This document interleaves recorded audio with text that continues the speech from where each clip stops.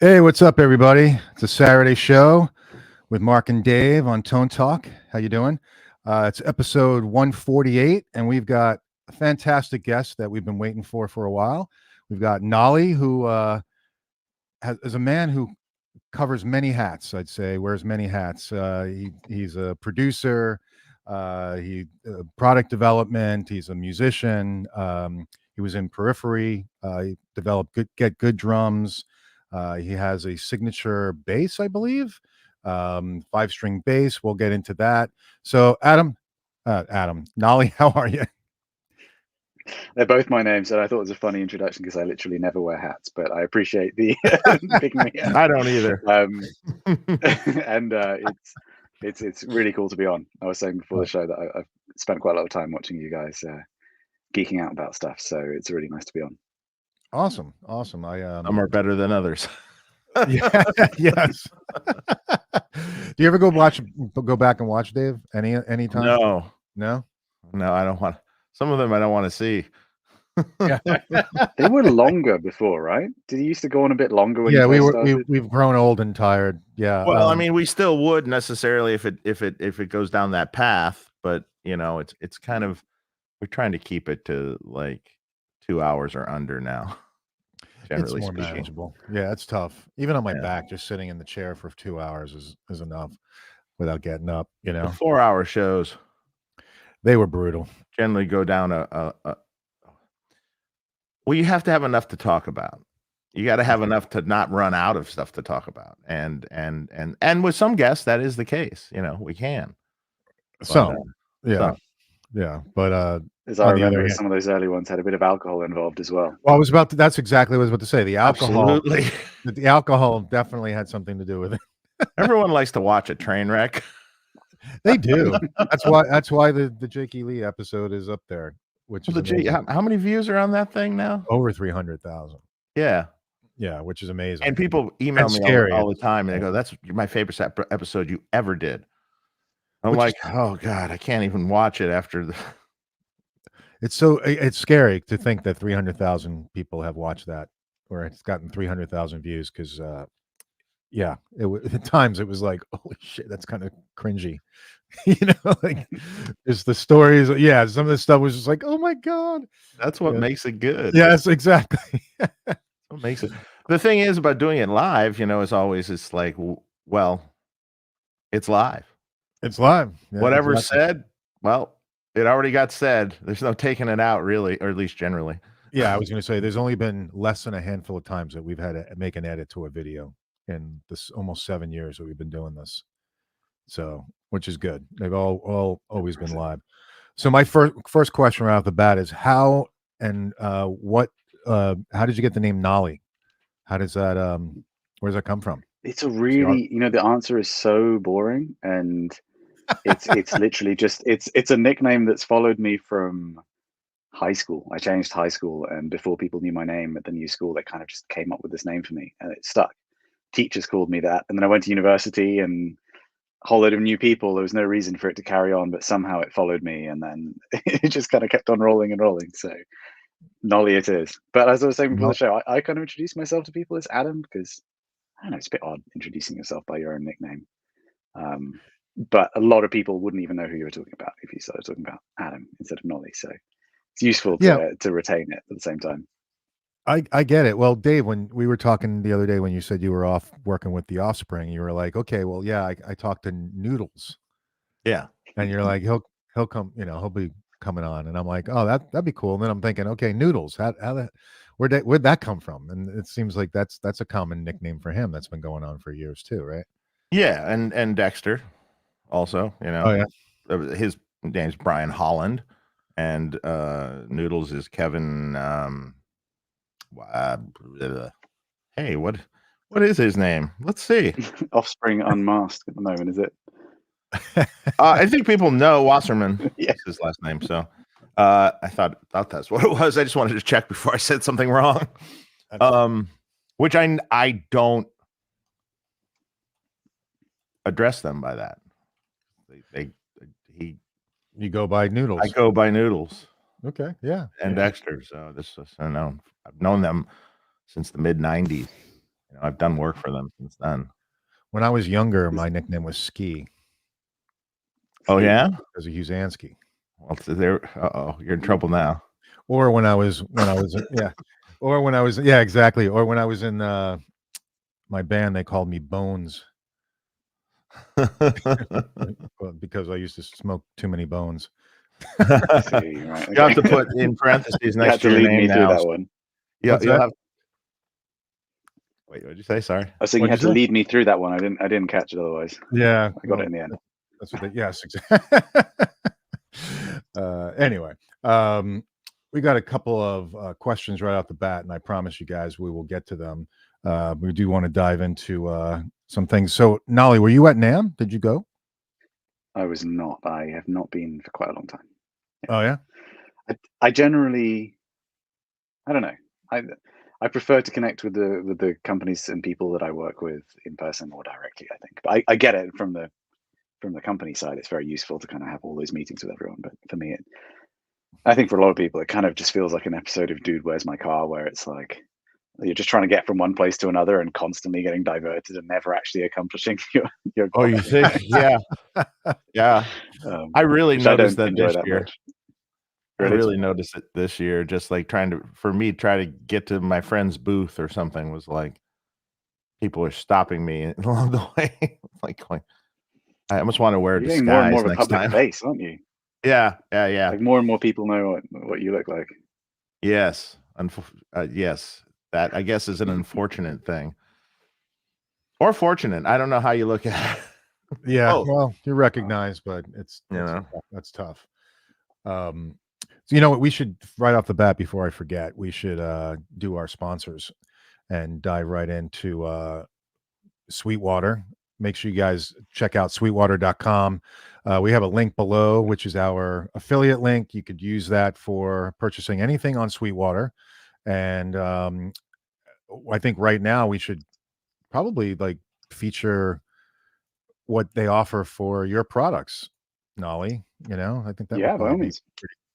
So we've got Get Good Drums. So tell us about this. So right off the bat, like how did you start this? And people can buy your software, and I'm really curious. Yeah, I mean, it started really, really small, really humble kind of thing. Myself and the drummer in Periphery, Matt, had an idea. I'd kind of gotten, I was building my chops as a producer, doing lots of recording of drums, getting into some rooms that I probably didn't quite deserve to be in just because of the fact I was in Periphery, and kind of I would use tour as the ideal time to really kind of get to grips with drums. So I'd basically tech Matt's drums. I'd tune them all the time. We got to the point where Matt was like, my drums are sounding amazing every night. We should like record samples of this. And we floated it to a couple of companies who had kind of shown interest, but then, it was going to take ages to come out. And we kind of thought, why don't we just give it a go ourselves, see what happens if we actually just try and do it off our own backs. And if it's rubbish, we don't put it out. And if it's got some potential, then we do. And it came out surprisingly well. Still the very first products always don't have quite the same refinement as the later ones, but we were really impressed with how our efforts kind of translated on the first product, and then pretty quickly kind of launched a second one, which you can see is the first on that list, called Modern and Massive, which is still our biggest selling. That was actually the second product we ever did, and that one seems to have just kind of, I guess it's kind of got to that point where it's just got a bit of a life of its own, where people are kind of talking about it by word of mouth and spreading it around that way. So even though it's not one that we've necessarily promoted for a while, it's consistently our biggest seller, and that's like a whole load of modern rock kind of sounding drums. So kind of bigger sizes in a really explosive sounding room. And it's just kind of snowballed from there. Matt and I are still partners. We've also got Des, who is a touring guitarist and producer in a band we toured with a lot called Good Tiger, and also Misha from Periphery, who you've had on the show. Yeah. Well, that's how I heard one of the partners in the company. That's how I heard about you first. I mean, geez, and it's been like years since we had Misha on the show, It has been, yeah. And so he mentioned it a long time ago. So you've been on the list for a long time to have on the show, and I'm really glad you came on. Yeah, I remember talking to Misha. I was like, damn, I'd love to be on there, because right around there I was watching Tone Talk all the time. Anyway, I'll let you do your thing. No, this is great. I mean, this is really cool that so anybody who is, watching right now, you guys just go on Sweetwater through our link and look up Get Good Drums, and you can download the software. Like literally, if you wanted to get the modern and massive pack, it's delivered in minutes. You just use our link and you can download any of these drum packs. So, and these obviously will work in any DAW system, and they're based out so there's an infrastructure called Contact, which is it's a sampler made by Native Instruments, who are one of the big software companies. okay. So these are kind of coded for that. But you don't need. They have like a paid version and they have a free version of Contact, and ours works with the free. So there's no extra cost involved. You just need to download that, and then you can get hold of our packs. We've also done some like cab IR products, and recently a bass library as well. So, and cab IRs is like a huge thing for me. I've done the IRs for GTD, which are kind of deep dives into different speaker types, like all the different greenbacks, including I'd love to get talking with you, Dave, about all the various greenbacks and how they sound and all that kind of stuff. Vintage 30s, down the rabbit hole with all the vintage 30s. Oh, And then yeah. also I've done a lot of the IRs for Neural DSP, like a lot of their software products, and also like the majority of the ones that came default on their quad cortex modeler as well, the ones that I did. While listening to you guys a lot of the time, I have you guys piped into my headphones while I'm just laboriously, sampling and listening to some tone geeking. We'll get into the speaker thing in a second. Yeah, Sure. absolutely. That'll be fun.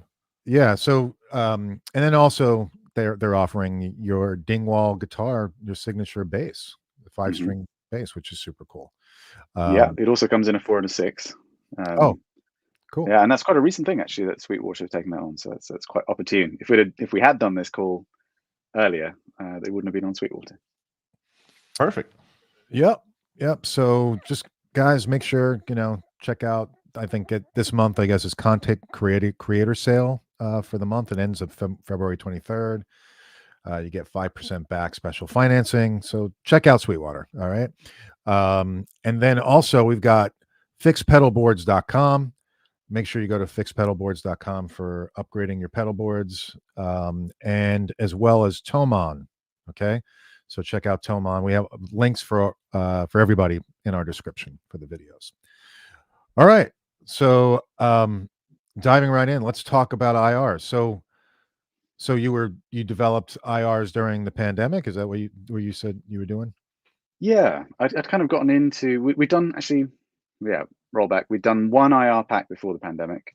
We partnered with Zilla Cabs. Are you familiar with Zilla Cabs? Yep. It's like a custom cab maker in the UK.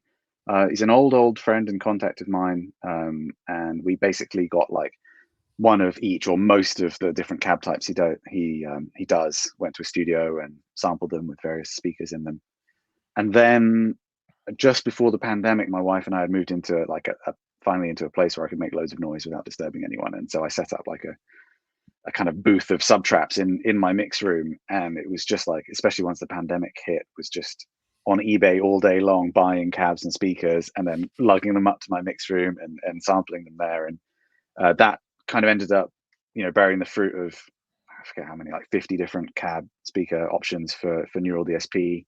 And then I really went down the rabbit hole with the vintage 30 sound, which is a bit of a debate, and there was so much kind of conflicting info and just kind of Oh my God, all over the place, right? It's just like endless at nauseum almost. It is. And I think I actually kind of got to the bottom of quite a lot of it. There's like been these voicing changes, and just through sheer numbers that I bought and kind of really analyzing them, you could kind of see like, okay, here the voicing seems to change. And when I say here, I mean, you don't know that speaker was the exact point, but around this period, there seems to be like a voicing change and then another voicing change. So let's talk about that. Yeah, totally. Let's go down that rabbit hole. Tell us what you know. All right. Yeah. So what did you collect? On the vintage 30 specifically? Yeah. Okay. Well, and a lot of it translates because it's about manufacturing changes that kind of a lot of the same cones used on the good Celestion speakers. So the things that I found out were that a lot of people were attributing tone changes to like Chinese versus UK manufacturing, and I don't believe that that's the major factor in the change of the voicing. I think there's a bit of a red herring thing where the voicing changed due to other changes in the paper pulp at a very similar period to once Celestion started outsource or set up their Chinese operation, which is like around 2001.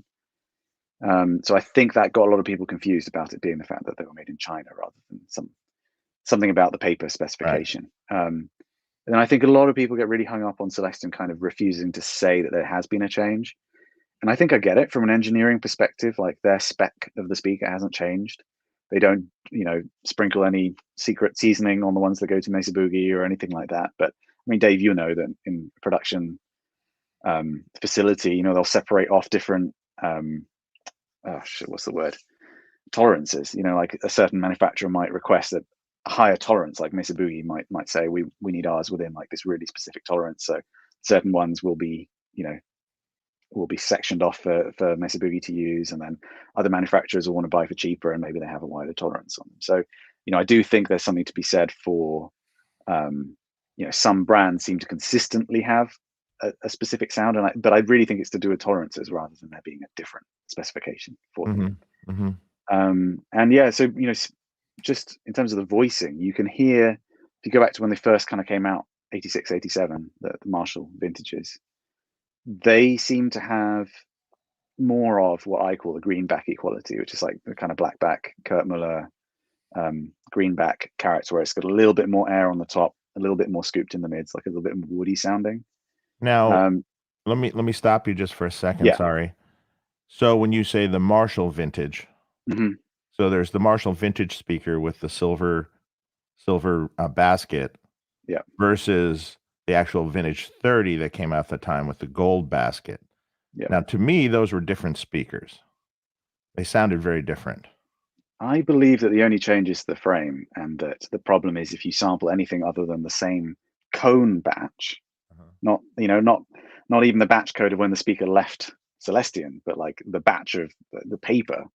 I think it's only when you get to that kind of granularity that you can start to be like, actually, these sound pretty similar. Okay. And also, obviously, the fact that most of the Marshall vintages out there are 16 ohm for Marshall uses.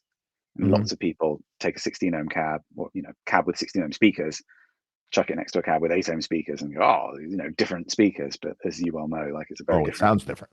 It totally sounds different. You need a different weight in the voice coil for the different ohmages and everything. So yeah, the difficulty is just getting a direct comparison, and I managed to get it with a few speakers. It's so difficult, to nail down, especially in the early days when the cones just had like the model code printed on them, like 444 or 1777. Didn't give you any more information than that. It's around like 2004-ish that they started to add like an actual date code, like D27. I don't know, just off the top of my head, like a batch code for the cone that you can reference and actually then see, like, two different quads of speakers. Like, these actually have the same paper batch in the cone, and those, you really do get down to the point where it's like there's a variance anyway. Like, we're talking about a really inconsistent material, like paper pulp. It's 60s era material, and they all tend to sound different anyway. But you do kind of get these bigger kind of voicing changes. And there's a guy in Germany.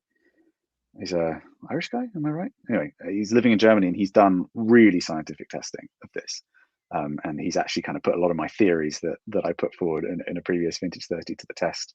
Sorry, in a previous video about Vintage 30s to the test.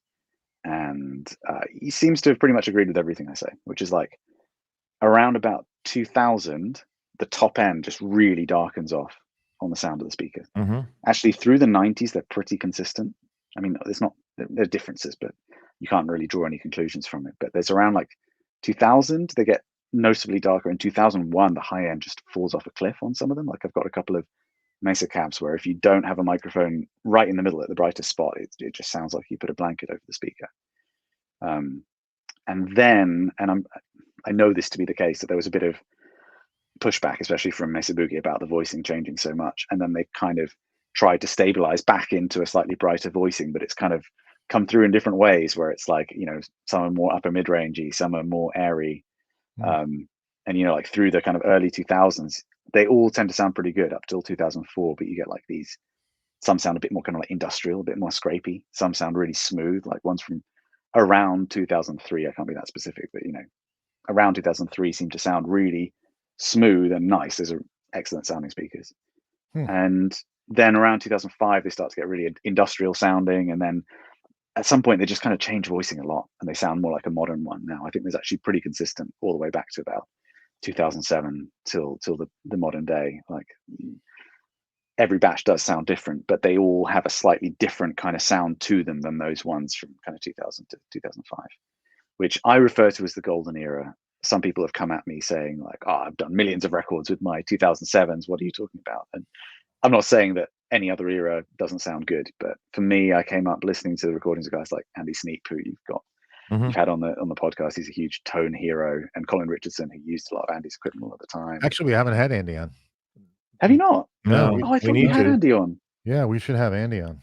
Oh, I'm getting confused then. Yeah, you should. He's a fantastic guy and just amazing tones. And yeah, so his Mesa Boogie cab comes from 2000, and I started talking to producers and like getting the serial codes off their Mesa 412s and getting them to open them up and tell me what batch codes were on the speakers.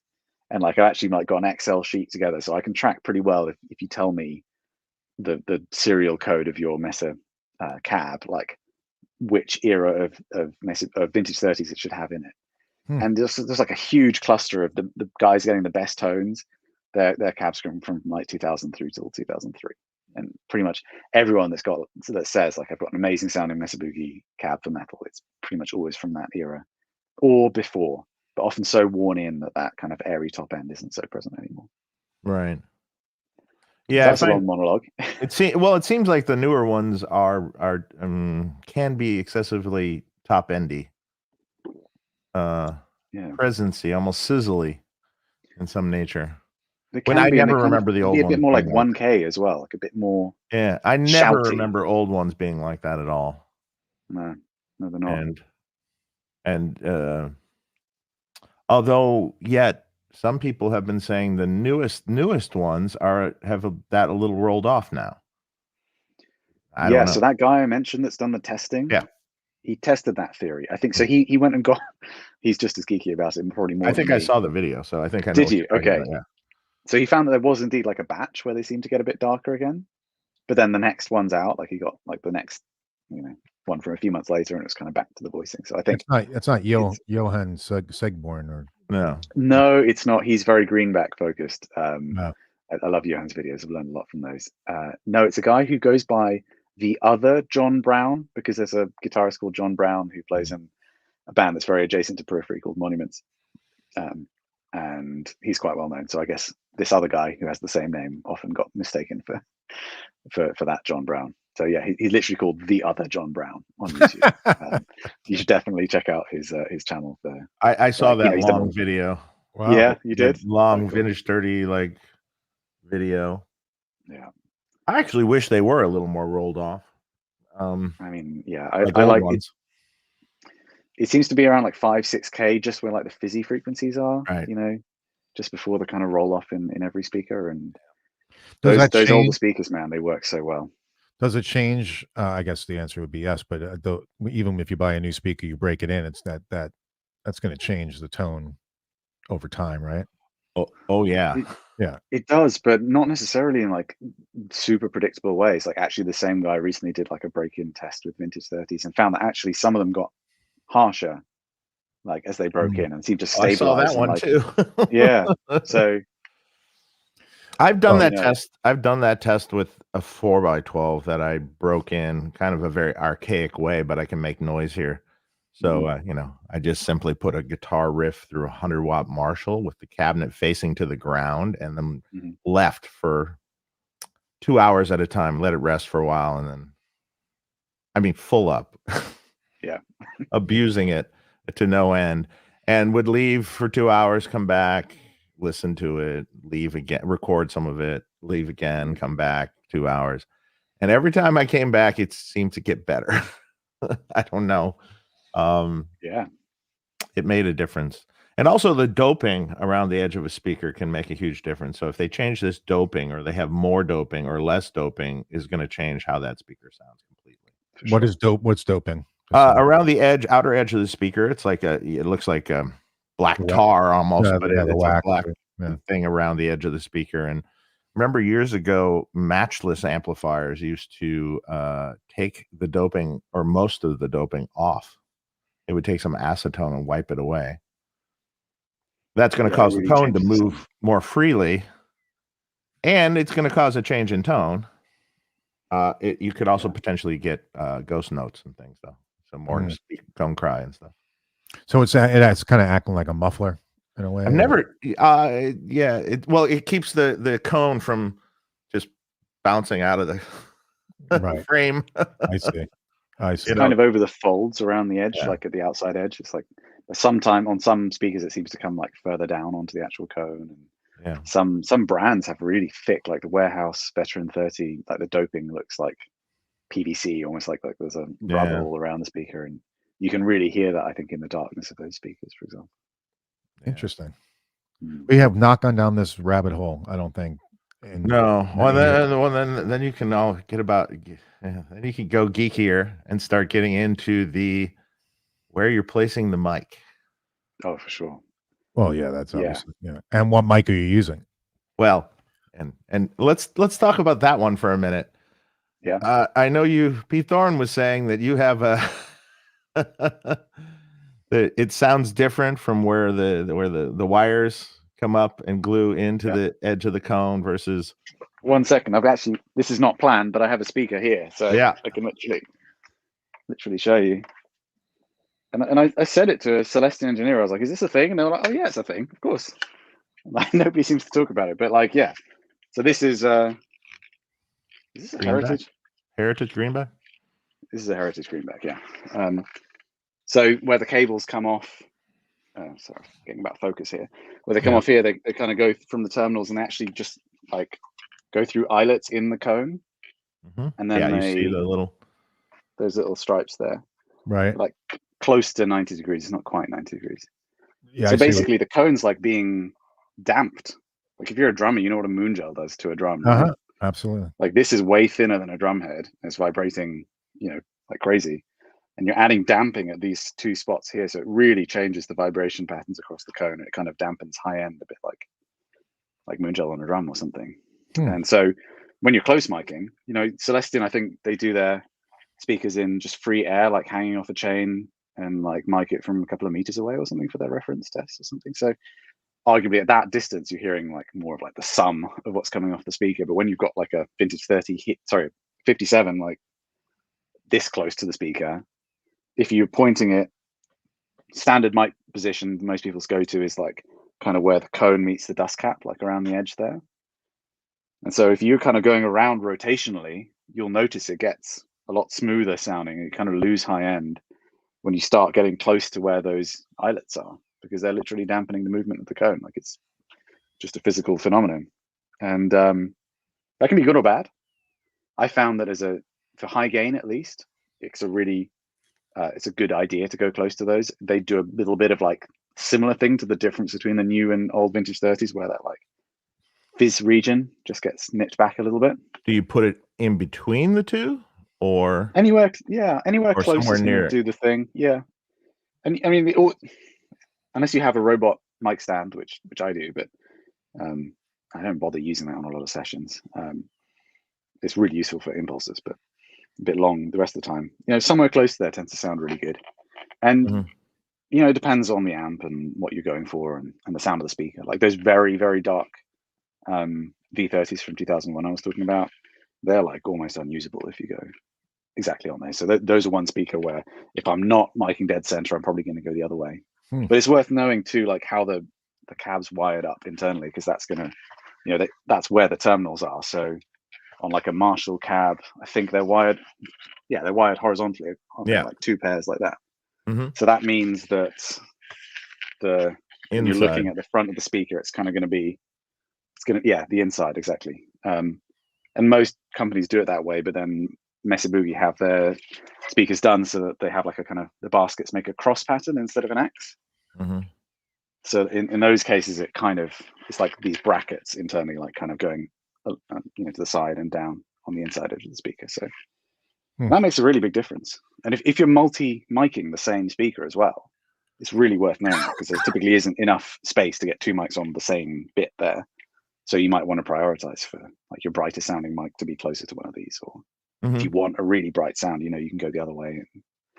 So it's really good info to have, and I think it accounts for a lot of different experiences that people have. With a lot of the products and a lot of the things that become products for GGD, it's come out of like my own frustrations of getting a great sound, kind of, just by luck in the studio, and then taking that exact same gear to another studio and not being able to get the same sound, and trying all the things that people talk about, different mic pre's and stuff, which makes really subtle differences, differences anyway, and being like, but that's not the thing that's taking this sound all the way from what it was to what it's not now.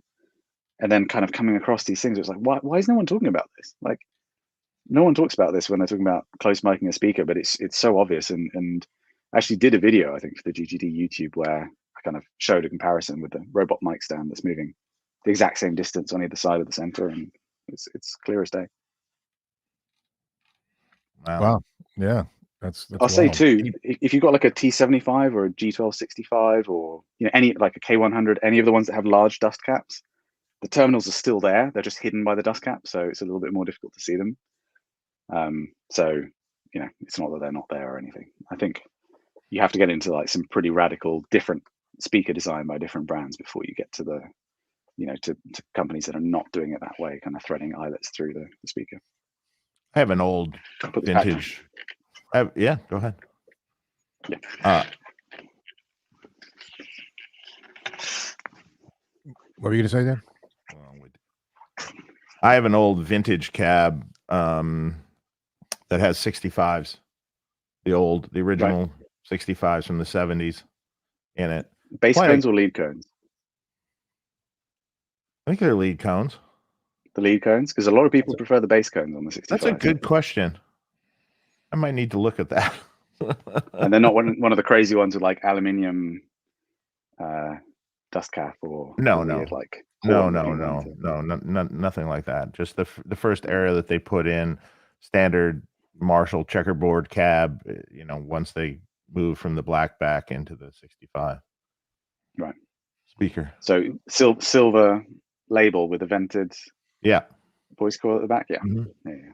Because they did the 65s for a long period of time, didn't they? Like, if you tell someone to just go and grab some G12 65s, it could be a really wide range of different tones, right? Yeah, well, I mean, then I think that was like the standard higher power speaker that they used starting sometime in the 70s. I'm not sure what year exactly.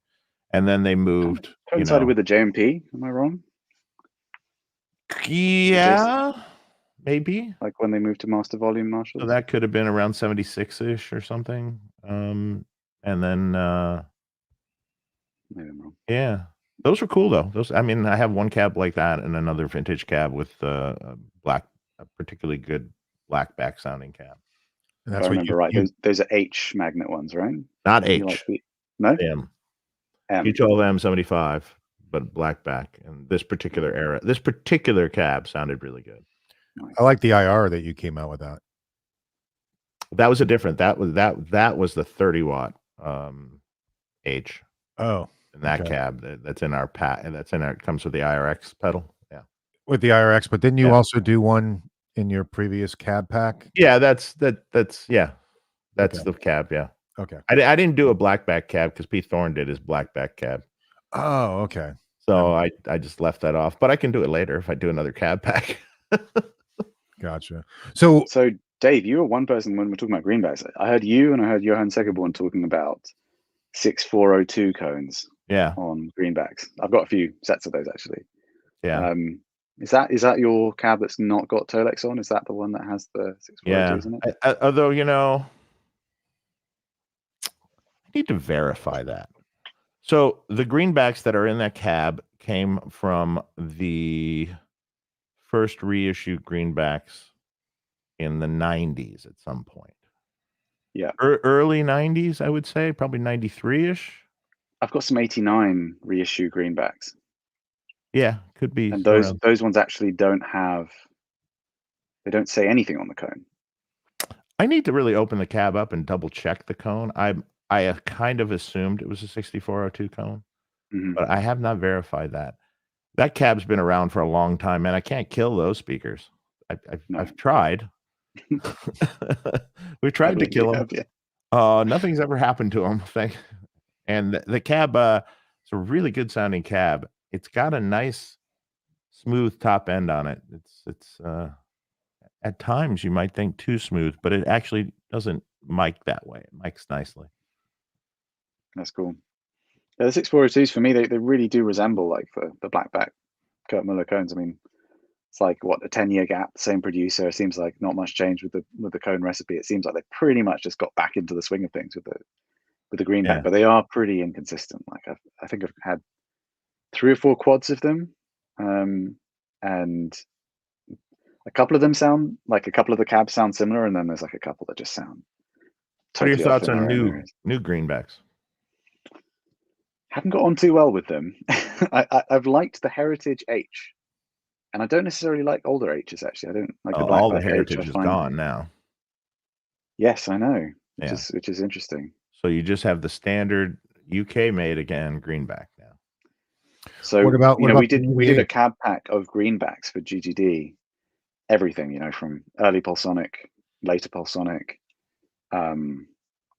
what's it called, the transition era where Celestion made their own cones, creamback, whiteback. We had like everything you could imagine, multiples of in the studio, and we had like a 2012 set of Heritages and like a really recent set of Heritages as well. Those were M25s, and the last one that we liked was the 2003, and actually that was our favorite. And from the people that bought the pack, I know that that's the cab that most people go to, and I think that relates to what I was saying about that period in the 2000s with the vintage 30s too. They just sound actually a bit smoother than the rest of the greenbacks, and when you mic them up, what they remind me of is the Lynchbacks, actually, which might be a speaker that you know. Lynchbacks was a great speaker, and George kind of came out, I think, saying, well, he said he liked, what was it, greenbacks, but also Fane speakers, and wanted the best of those. But I think if they'd have marketed as like the in between of a vintage 30 and a greenback, that would have been pretty accurate and probably would have captured more people's attention. But I mean, that seems to be what that speaker is to me. It literally is kind of a hybrid between a greenback and a vintage 30 in sound to me. Yeah. What about the EVH speakers that they came out with? So the EVH speakers, from what I've been told, were 20-watt Heritage greenbacks with no changes other than the back and the terminals. They weren't like the Heritage terminals. And supposedly they're still that same, but I don't know. I haven't gone down that path. Does that sound different than the reissue greenback? No, I think they're identical.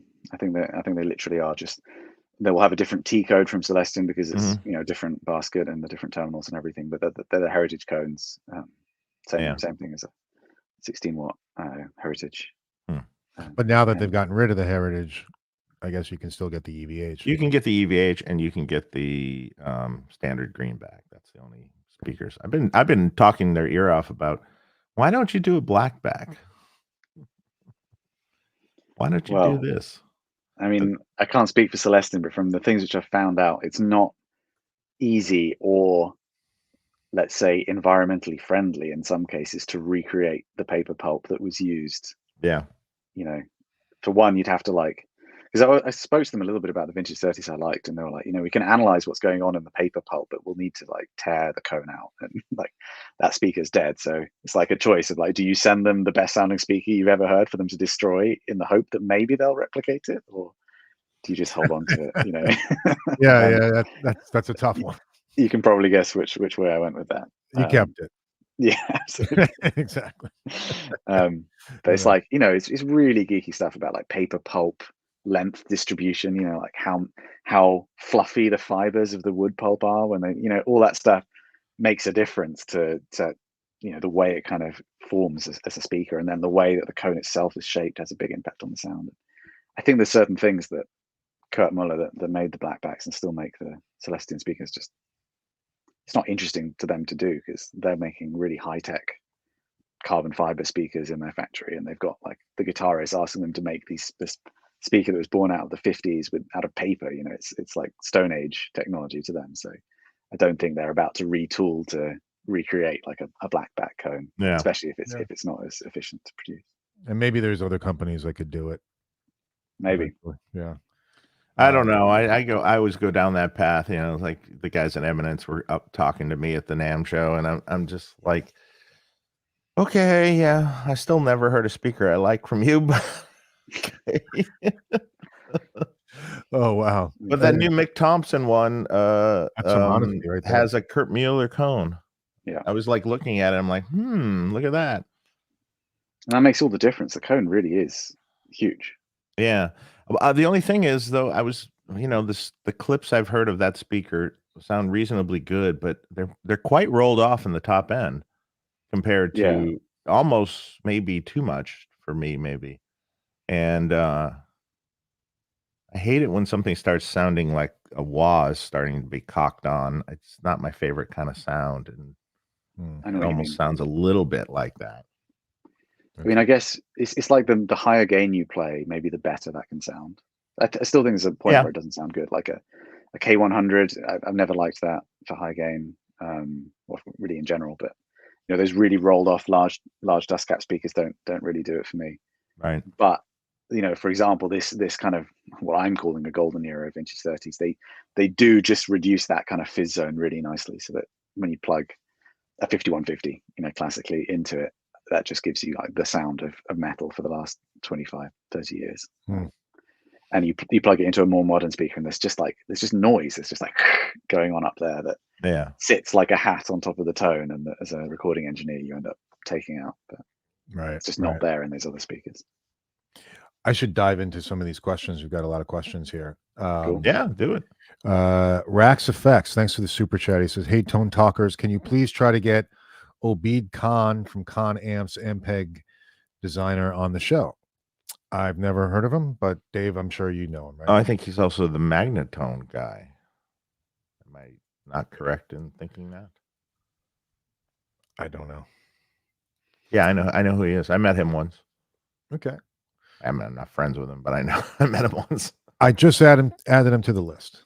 So, Enrico Ruotolo, thanks for the super chat. I get inconsistent voltage, peaking as high as 126. I've been using a Variac for my amps.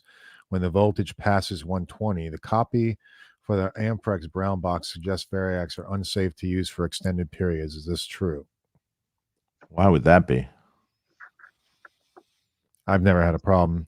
I mean, I've used Variacs forever. I don't really think it's an issue. Although the brown box is a cool little thing. You know, I use it, but it's fixed. You know, I got one right there. But you can for $70 you can buy a cool digital readout Variac now for you can see your voltage and just adjust it and you're good. Yes, 126 sounds like shit. So I would even say go a little lower than 120 here in the US, like 118-ish, 117-ish. It's just a few volts lower, just makes a little difference. When the voltage starts getting high, the amp starts to sounding harsh, brittle almost. Yeah, absolutely. So, you know, you don't have to go really low or anything. Just drop it a tiny bit. You know? I mean, for me, I rebiased all my amps for 115. Oh, and then you run it at 115 all the time. That's great. Yep, that's fine. You can do that. Keep it good. Even more inconsistent across Europe. It's like, okay, it's supposed to be 230 volts in most countries, theoretically. And theoretically, I've never found that to be true. No. I mean, UK, right? I mean, theoretically, it's supposed to be 230 volts. They're supposed to have changed. It's supposed to be 240. Well, is it? I heard so. It was supposed to be changed, but that's not. I mean, like 240. Then I hear 236. Then I hear, 238. To this, to that. And I've heard even in countries that are 230 saying, yeah, it's more like 236. So it really kind of comes in a problem. I guess we have that variance here too, because some places can be as high as 126 around 6-volt difference. But when you're setting the amp for Europe, I set all the amps at 240 volts. no matter what country they're in. Because I found that the 230 countries aren't 230, and I'd rather have it run lower than hotter. So, yeah, that makes sense. Actually, when I had a Thomann like hooked up that just had like the voltage on the front, I don't know how dependable those things are, but I would frequently see it getting like above 240. Like at one point, I think I saw it get up to like 250, something like that. Which yeah, that's a didn't real. seem like a good That time. starts to get really a problem. But Yeah. those aren't always accurate. So, no, I figured. Yeah, it's always good to Get a multimeter. run it at the proper voltage using something, brown box or very active. Tim Connors, thanks for the super chat. We actually did cover this about miking the speakers on the side where the wires connect. So, yep, we Cool. covered that for Pete. Let's go to the next one. Mr. Woodchuck. What's going on? Thanks for the super chat. Hey, Nolly, big fan. Your products convinced me to pick up a 2x12 Zilla FB cab with a 1V30 and 1G Fat Boy cab. Okay. And 1G12 H75. What is your go-to number one cab these days? Yeah, I'm such a sucker for the Mesa 412 for high gain stuff. Angled, oversized Mesa 412 with speakers from like 2000 to 2003. I've got a bunch of them. At one point I had like, I want to say I had 12 Mesa 412s like in our old house. And when I was kind of refining that GGD product, and I sold off a few of them, and I just have good ones now. For metal, I just think for high gain, like I was saying, they just right off the mic, they just work so well. But I do like greenbacks. I think the greenback cab that I have with the 2003 greenbacks is my favorite. Again, because so much of the time I'm doing like heavy music, the greenbacks that tend towards the smoother end of things tend to work pretty well. And I think the Zillas sound great. I actually should mention, I have a Zilla 412 that sounds phenomenal. And I stapled some acoustic paneling inside it. It's had all manner of speakers, and I ended up actually putting back the 2012 Chinese-made vintage 30s that it had in it when I got it in 2012. And having been on this wild tone chase for like a decade, I put those ones back in. I was like, oh, sounds pretty good. I guess I could have just like omitted the whole in between, but I think the Zilla 212 sound phenomenal too. I personally, I like vintage 30s a lot. I would probably go for two V30s or a V30 with a red back. I quite like a red back as well. Redback's interesting speaker. What are your thoughts on that? Again, it works well for high gain. It tends to have like quite a peaky frequency at like around 4K that can be a bit problematic, but you take that out and it sounds pretty big and meaty. So if you do want a cab with a couple of different speakers to blend, that works well. But yeah, a vintage 30 cab, 8 ohm and a 16 ohm greenback cab, and I'm set for most things, I think. Yeah. Cool. Enrico Ruotolo again. Nolly, what power amp or amp effects return are you using when making IRs?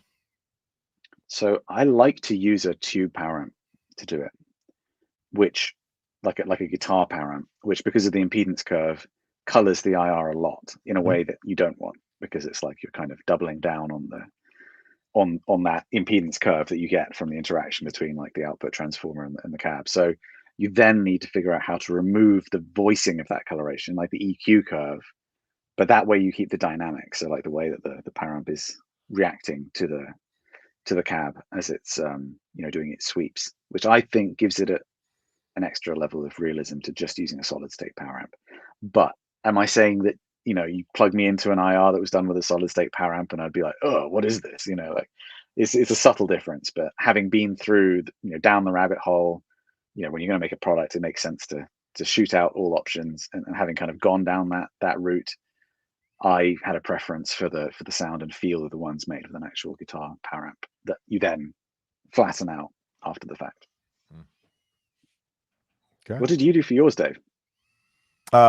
Mine were done with an H&H power amp, an old H&H power amp, which I find quite gutsy.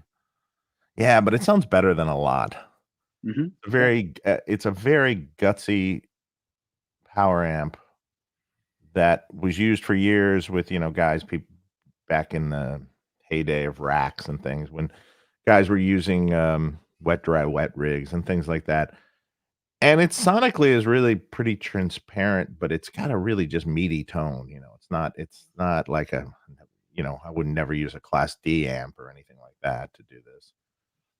So when you say something like meaty, what kind of thing Punchy. are you thinking of? So punchy, like good transient response, Good transient low end response. transient response. Yeah. Not too dark, not necessarily too bright either. Just a really good power amp. I think it just does it did a really good job when we were doing them. But there's tons of different power amps that could be used and tons of different ways to do it. What did you actually use though? So I've used different ones. Actually, the greenback ones are the BE100 behind me. I used that as the power section when we did the greenback for the Vintage 30, the Mesa Boogie ones. I used my don't know if you can see it, my block letter 5150. We know that the block letter itself doesn't mean very much, but that's my 5150. And are you setting the presence a certain way, or are you turning them off, or what are you doing with? Yeah, I kind of settled on just keeping them. You want something recallable, right? And I was doing this over a while. I settled on just keeping them at noon. I'm flattening out the EQ response, but I figured that having them doing something. What are you flattening them out with?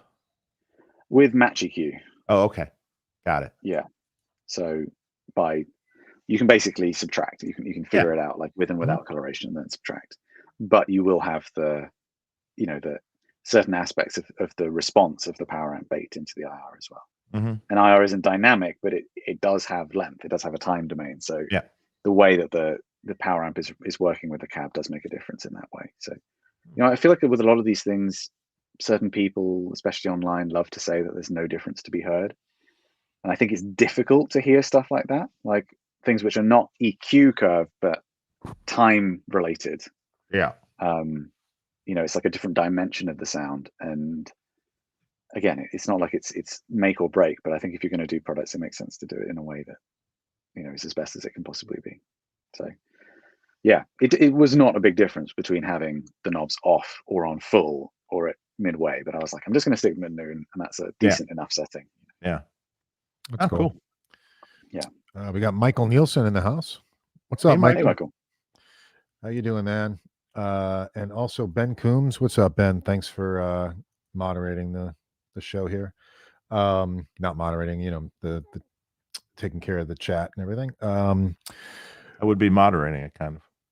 Yeah, I guess so. Yeah, that's moderating. Yeah, I guess. Yeah, I forgot what the term was that they have on here, but yeah. Zach Wish, what's going on? Dave, thanks for all the killer amps, and Nolly, thanks for the endless inspiration over the years. I use get good drums daily. Nolly, what's your monitoring situation like these days? Love the show. Thanks, man. Yeah. Well, thank you very much. That's super kind of you, and an honor as well. I've been using now for about 3 years my Key 3 monitors. They're a German company, very high-end monitors. They have 2 designs, but for the longest time they just had one design that they kind of marketed separately to the hi-fi world and the pro audio world. And to me, they're just the most brilliant and engaging sounding monitors I've heard. Everyone that's heard them pretty much has gone and bought them, and quite a lot of big name guys in the metal sphere are using them now. And rock as well, and they already were pretty well established within the kind of outside rock and metal. So the cool thing about them is they have speakers, like ports all around them that they use to cancel out the sound behind the speaker.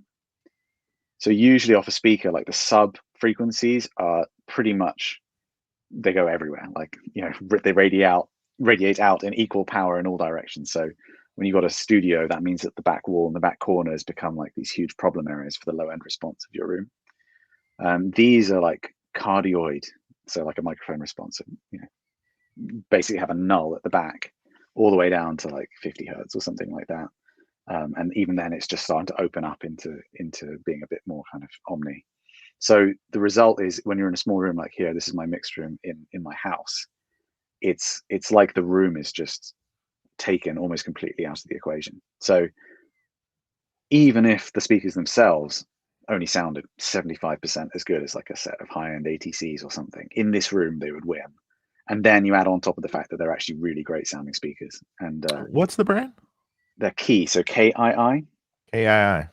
Okay. KII. You should check them out. And I'll tell you, like when I was shopping for high-end monitors, I didn't want to like these ones. I kind of thought they looked a bit ugly, and I really wanted. I was like, I'm going to spend some big money. I'm going to put my money on like one of the classic tried and tested designs, the ATCs, PMCs, like the really high-end kind of British voiced analog speakers. And I was just about to audition a whole load of them in this room when I saw a pair of these come up used, or like B stock. And I was like, all right, fine. It's a pretty good price. I could sell them on for the same thing. So I bought them, I set them up, and I listened. I was like, okay, cancel the audition. Like, because I mean, it's a really mind-bending thing anyway, auditioning speakers. It takes so long to kind of change them around, and then you have to spend a bit of time with them, and you can really lose yourself in it. But there's an engaging quality to these speakers that I've not heard in anything else. Like it's so three-dimensional. And even non-musicians, like friends of the family and people that come and sit here, you put on some music for them. You've got sub lows down to like 30 hertz coming at you from the same place as everything else, and it's all time aligned, and it just sounds so crystal clear. Actually, someone who's using them now is Stephen Slate, if you know Stephen. Yeah. He recently got some, because he's doing this product, the virtual headphones, where he's going into high-end rooms, like the best rooms in the world, most flat with the best speakers, and profiling them. And he recently got some keys, and he posted like, this is the best thing I've ever heard. So that to me speaks quite highly. I like Stephen a lot, and also the fact that he's had that experience. I'm saying all this like I'm some representative of the company or I get a commission. I don't. I wish I did. But, you're not getting paid for this? I mean, I wish. Can we sort something out? That's funny. Steve Malt, thanks for the super chat. Nolly, Evergrey is one of my favorite bands of all time. I would love to hear any info or stories about working with them, guitars, bass, drums, etc. Yeah, okay. This is really cool. This is current. Evergrey is a Swedish band from Gothenburg. I literally, well, maybe it's 2 weeks ago now, we got the final masters back from the record that we did. They've been around for a few decades, and I don't really know why they reached out to me to work with me, but it turned into a really great collaboration. And I don't work with that many bands in a year, like one or two, sometimes a bit more. It's just starting to do a bit more. But I like to get really involved with the bands that I do work with, work with people that I really like and that I care about, like helping in their creative vision. So I went out to Gothenburg, and they've got a rehearsal space, which it used to be the control room of a major studio in Gothenburg that got like decommissioned and being used for all sorts of different stuff. So it's not got anything in it, and it's a very dead space. And they had their drums set up there. They had all their, the rehearsing in there. And they wanted to use that to record in. So I went out there and I helped them refine like the drum mic positions, talking about tuning. We found that there's like an adjacent room that has an amazing, like really out of control reverb, like a chamber. So we've got some like room mics out there for the drums. We actually captured some profiles of their amps. Like they've got some cool Bogners, and well, Henrik, one of the guitarists, has like a huge collection of amps. He brought a bunch of stuff out. And we captured some profiles. I took some IRs of their cabs. The bassist was there as well, and kind of showed his rig. We kind of did a few test recordings there and then. It was only 2 or 3 days, and then I flew back to England. They recorded their record and then sent everything to me to mix. And what I think is really cool is they're a very like authentic bunch of guys. Like they're really just really good people. And their music's and the lyrics and everything have like a lot of emotional resonance and wisdom in them. And I feel like for the last few records, they've sounded really good, but they haven't necessarily sounded like them, if that makes sense. Like it's quite a polished up version, quite kind of pop production. And this record, I think it sounds like the best version of what you'd get if you went and saw them live. Like it's relatively unedited because they handled all of that. It still sounds really tight and everything, but it's like their amps, their drums, their everything, and I love that. I love when there's like this kind of authenticity to the whole production that kind of leads back to the artist, because I think it matters if like the artist has used their gear on a record and they can listen to the song and be like, oh yeah, I remember tuning my snare drum a bit higher for that song, and it sounds like it's not the same sample as on like the last 3 tracks or whatever. So that's been a really fruitful production, and I'm very much looking forward to what people think when they hear it. Awesome. Super cool. Look forward to hearing it. Let's see. The other John Brown. He's here. Hey, there you go. Yeah. All right, Awesome. already enjoying this so much. So here's some money. Cheers. Awesome. Oh, Thanks, man. yeah, everyone should go watch his videos if they're at all interested about the V30 hunt. He's Yeah, continually releasing new ones. deep dive. Yeah. Very cool. Scott Robertson. I have the Bare Knuckles Polymath pickups in 3 very different guitars, and they are fabulous. Open, dynamic, and articulate. Thank you, Nolly. Yeah, let's talk about those. Yeah, absolutely. Well, that's my pleasure, Scott. I'm really happy that you like them so much, and that you've got 3 sets of them. That's awesome. Yeah. So Bare Knuckle, I've kind of, I mean, so Tim from Bare Knuckle, who you have had on the show, I'm pretty sure. Yeah. He was like the first person in the industry to ever, I mean, yeah, he was just like one of the first contacts I had in the industry, and he just really kind of mentored me and had faith in me. He asked me very early on, he was redoing his website, and he knew a bit of my playing and invited me down to like do all the clips for the site, which meant I got to try all of the range as it was at that point. You know, all of them, all the P90s, all the single coils, Telly and Strat, all the humbuckers. And you know, I just spent a lot of time down there with Tim learning about pickups. I've never wound my own pickup, but you know, I've been through the development of quite a few. And when Misha from Periphery did like his first signature pickup, the Juggernaut, he wanted me there, like just as someone to bounce ideas off and like a second pair of ears. That was a cool That turned pickup into too. That sounded yeah, great. it was, yeah. It did sound very good. I actually had it in a Jackson guitar. Oh, do you? Is Yeah, it Misha's guitar or is it another one? No, it was it was just a solo. Well, no, it was a Jackson soloist. Yeah, Silver Sparkle, but it came with his signature pickup in it, and for Right. whatever reason, yeah, and it sounded great. So Yeah, it's a really big sounding pickup, that one. yeah. And so then I ended up in the room for the Ragnarok, which is like the next pickup they did, which is like a pretty different vibe, like very, very high output pickup. And then Rabia had me around as well when he did the Silo, which was very cool. And then so I got into contact through an owner of a studio called Middle Farm Studios, which is a studio I've used a lot. The owner, Pete's, you know, a friend, and has always been really good to me. Just down the road from them is Manson Guitar Works. That's the company that builds guitars for like Matt Bellamy from Muse, that have like all the crazy stuff built into them, the fuzz factories and the chaos pads and stuff. It's like a really small workshop. And they wanted to develop a guitar outside the kind of telly shape. Their company was kind of built out of the kind of heritage of Hugh Manson, who's like a master UK builder. He had all sorts of shapes. He'd been building from the 80s and 90s, like super high-end guitars and basses. And they're kind of fallen mostly into doing the kind of Muse guitars or that shape, the kind of telly style guitars that Matt plays. They wanted to do something for a different audience, and Pete connected me to them, and we ended up designing a guitar that came out a couple of years ago now. So it's not really a signature guitar, but it's kind of like designed with. It's called the Oryx. That's what we ended up on, and this is kind of like, to me, the ultimate sounding guitar. Like we went from the ground up to, you know, trying to design the best sounding guitar we could, which included trying all the different components. And we can get into, I'm sure, Dave, you've got lots of opinions on what makes a great sounding guitar, but you know, like the bridge is a huge one, all the electronics, of course. I love how that looks. Lots of, oh cool. Yeah, this is a beautiful one. And this is one thing we did for me with a roasted maple neck. I've got a really nice one over there. I'll show you as well in a sec. But so I thought what would be cool, they actually have a guy in-house winding pickups who's really good. And you know, it would have made sense to use his pickups, apart from the fact that I had such a long-standing relationship with Tim.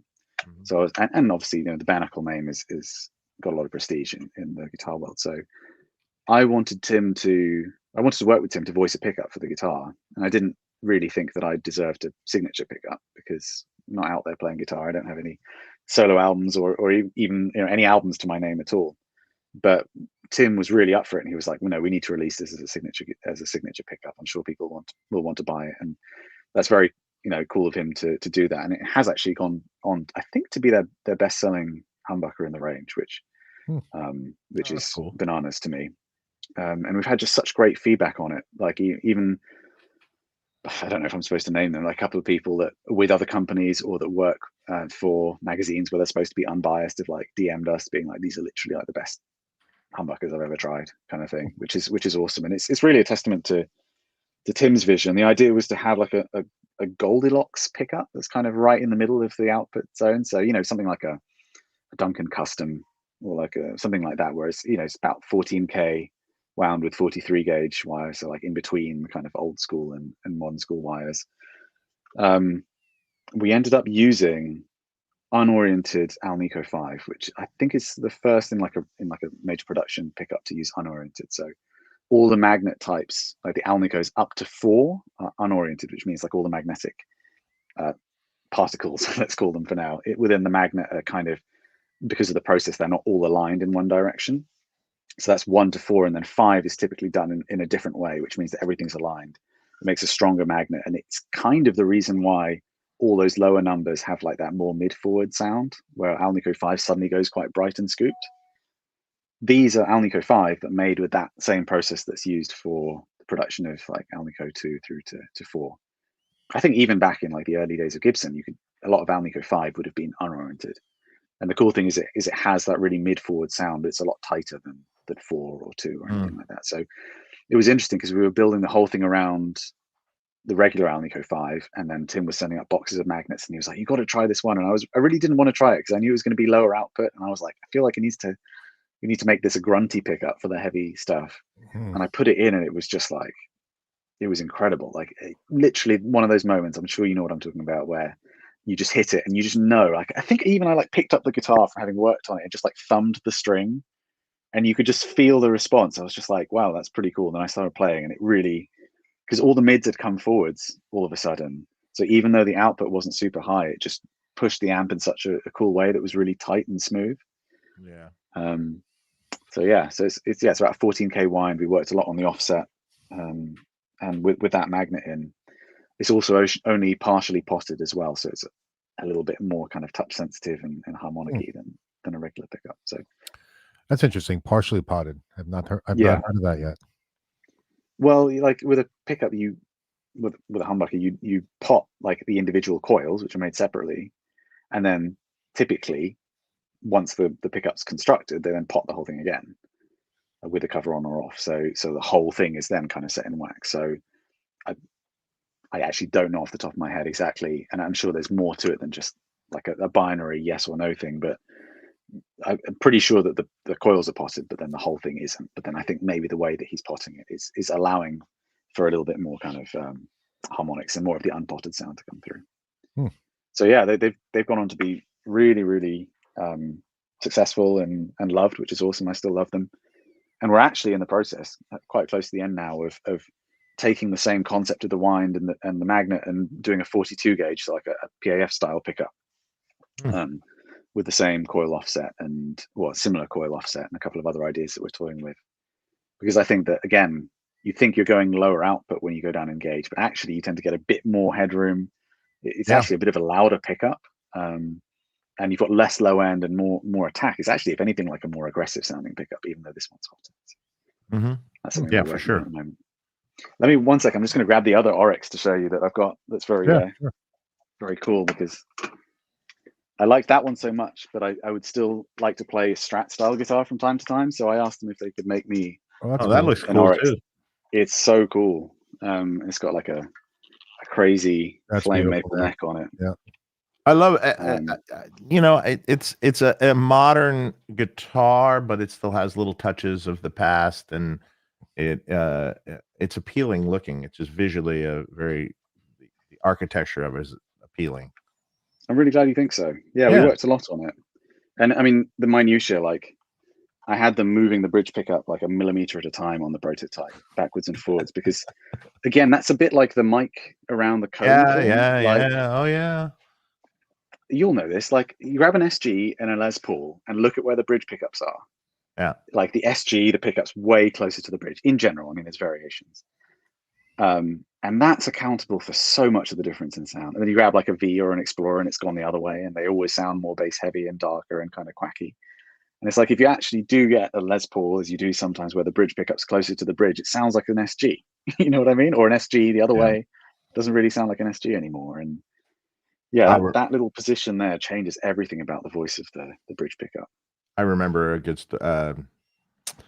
when Eddie Van Halen was doing the new guitars with Fender for his new guitars, the prototype guitars.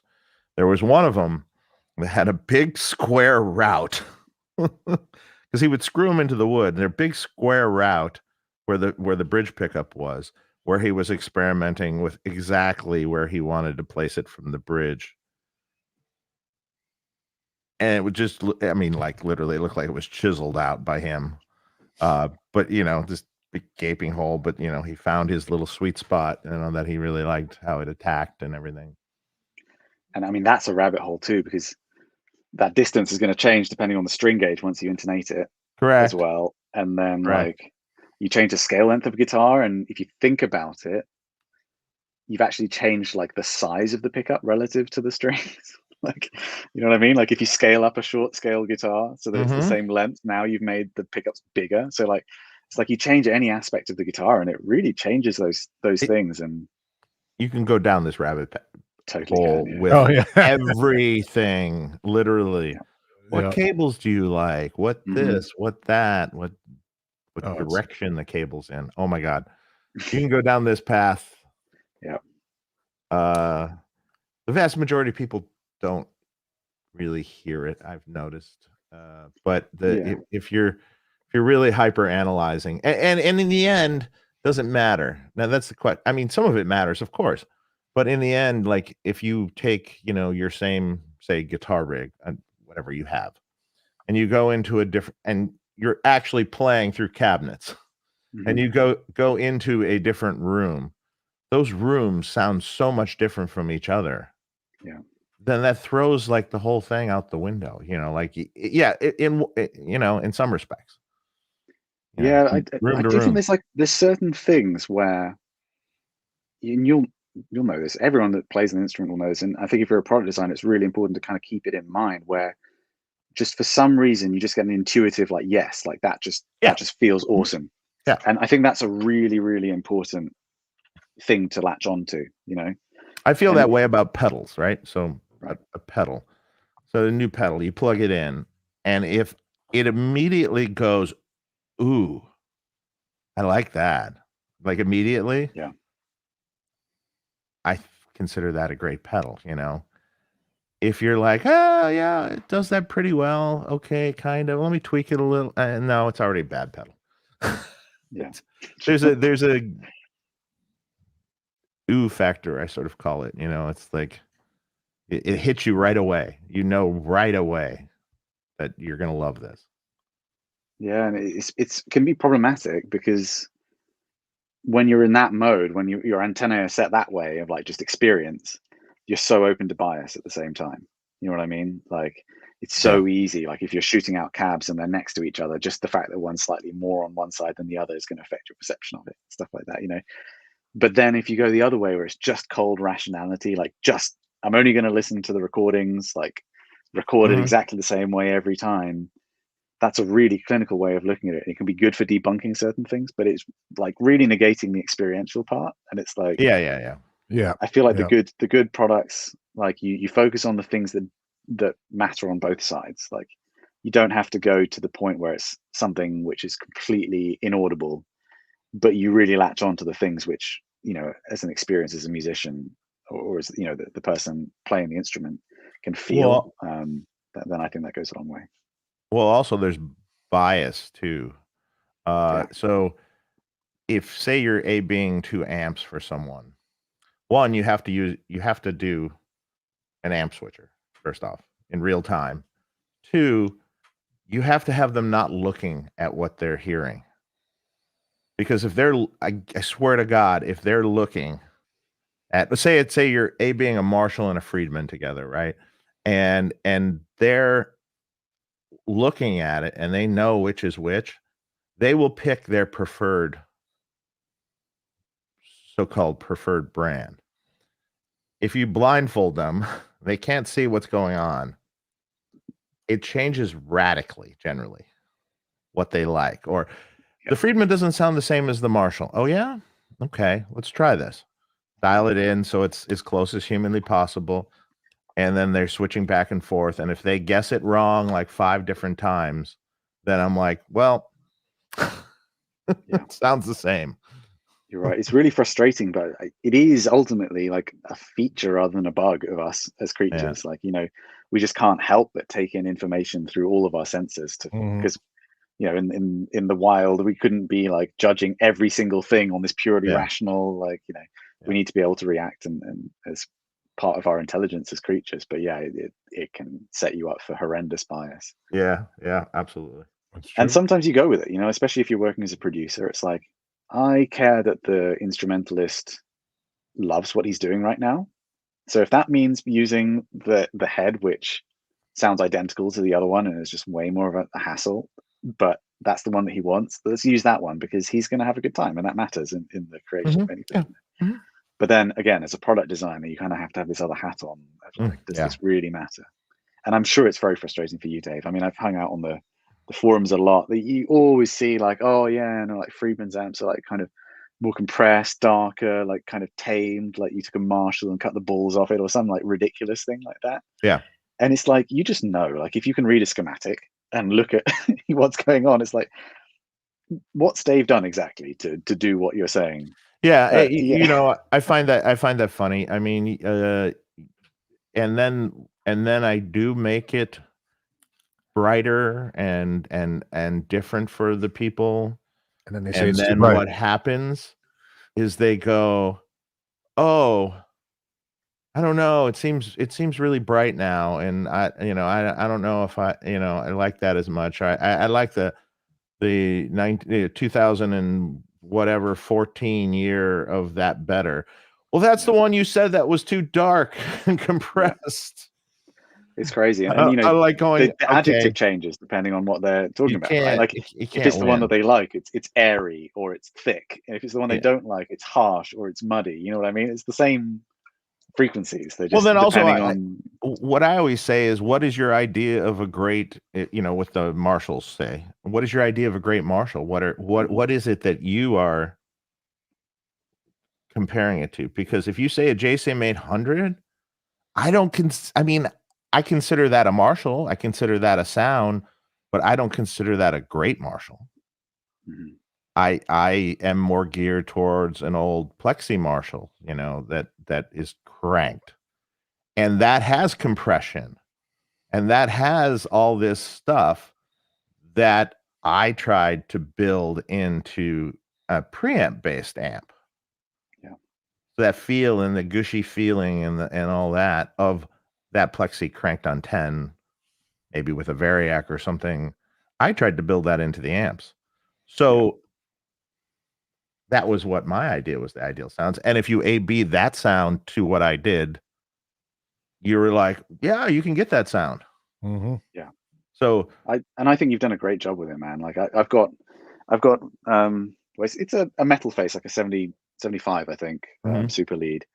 But I've gone through it. I've changed a couple of bits. I've actually put switches so you can have like the fat cap on or off. You can have the bright on or off, and like, you know, it's got a few holes in it and stuff. It's not the most beautiful amp. It's got like a 69 diagonal output transformer. Oh, great, great. There you go. So like that's one of my reference points. And you know, I've got JCM 800, JMP.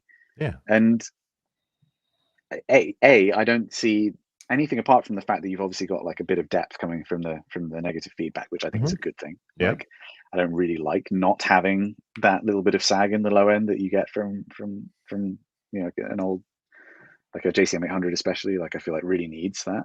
Yeah. And then B, like if you look at the schematic, and I don't know how completely accurate they are, and you know a little bit about amp mods, it's like, Dave, you've basically given people most of like the classic mods that people did to Marshalls just on the switches, right? Yeah. You know, like, and if you know what those switches do, it's like, oh my God, I've got like the convertible modded Marshall at my fingertips. So exactly. And it feels really good. That thing I was talking about you plug in and you just kind of just thumb the string and you get the response, and it's like, okay, the person that voiced and designed this kind of has figured out how to make it feel right as a player. And I guess the proof that was of the really pudding is how many players use it. So that was an important thing. Yep. And that makes a big difference, definitely, because not all amps have that. So let's dive into the questions because we are behind. Valentine Zwick, Nolly, longtime user of your good drum products. Now that you have the bass library, any plans on a wider product portfolio? Bass Right. IRs would make sense now. Keep quality stuff coming, man. Thanks very much, Valentin. I do, of course, recognize your name. We've had many exchanges on the GTD forum. Yeah, well, thank you very much also for all the support for the company. Bass IRs, I mean, yeah, they are, we will do them at some point. The truth is, I don't know that I have as specific preferences with bass IRs. Like there's a few, like bass cabs in general, like there's a few cabs and mics that do what I like, and I haven't yet got inspired or really gone down the rabbit hole of what I could do to create a product that really offers like lots of cool options to people, because all the products we do come out of like a real desire, like an inspiration to do them. Like I did the Mesa Boogie one because I was on this personal tone hunt, and it was like, may as well like kind of put together the best ones of these and share them with the world. And apart from making a bit of money, it's also like, I feel like it kind of reduces collective frustration a little bit. Everyone can get good guitar tones, you know. Right. And I just haven't felt that with bass yet, but I'd like to. And I certainly don't have a collection of bass cabs like I do of guitar cabs. So it's going to be a different project of probably, you know, begging, borrowing, and well, not stealing, but bass cabs and going to different studios and trying them out and kind of figuring out what the boundaries of that product are. But yeah, it'll happen at some point. Just no idea when yet. Okay. Awesome. Mr. Anderson. Hey guys, after having every pre-post roll of Celestion, I've settled to a quad of original G1265s and a 70s 4x12B. It just sounds insane. The problem with these is that there are a gazillion versions. Yeah, it's kind of what we were talking about before. There's like so many different versions of, just between the ohmages and the bass and lead speak like cones, there's a lot of variation, but then there's all these different kinds of dust cap designs. There's the ones that are vented on the back versus the other ones. It's, yeah, I think the ones that people like the most tend to be the bass cone original, like vented speakers with yeah, just make sure it doesn't have like an aluminium dust cap on those, because those tend to sound crazy bright. Okay, cool. So tell me, how did you meet Misha and get involved with Periphery? Yeah, so I met Misha, okay, I don't even know, it must be like 16 years ago or something now. At that point, you know, the music we were into, which was bands like Meshuggah, particularly one band called Sixth, that were very much a cult band from the UK. They broke up around 2008, I think, and then they've recently reformed. I actually got to mix their kind of comeback record. But actually, Sixth was the band that was the point of contact with Misha. At that point, Misha just had like his MSN handle freely available on MySpace to, you know, put a date on when this was. And I'd just joined a band called Red Sea's Fire. We were just starting out, and the other guitarist who'd set up the band had said he was really into like Periphery, and all the other bands he'd listed I knew, but I didn't know Periphery, or I forget if he put Bulb or Periphery on there. And then once I joined the band, he was like, "Oh, I've actually been talking with Misha, and he's flying through the UK," because he would quite frequently fly from DC to Mauritius, where his parents were at the time, and that flight would often have a stopover in the UK. And because it's such a small scene, it was like, wow, someone else likes the same music as me, you know, from his end. And he was like, "Well, I'm going to be in London, you know, in a couple of months. I've got like a, you know, night stopover. Come by the hotel room. We can just like hang out," kind of thing. And he thought, I guess, that we lived in London. I lived about 2 hours away. But first of all, I drove 2 hours the wrong direction to the other guitarist's house. And I promise there's a point to this whole divergence. We drove to London, got to Misha's like at night, like, I don't know, 10 p.m. or something. And we had like you know, it was cool. Like he had a guitar there, we had guitars there. We were like jamming riffs that we knew. It was like, you know, one of those meetings where you get to meet someone that's into something really niche that you are as well. It was cool. But it got to like 2 or 3 a.m. and we'd been working on the assumption that we were going to get to like crash at his hotel room, because we'd obviously just spent like 6 hours on the road at that point. And didn't really feel like repeating that. And then it got to like that time, and he was like, "Cool, well, it's been really nice meeting you.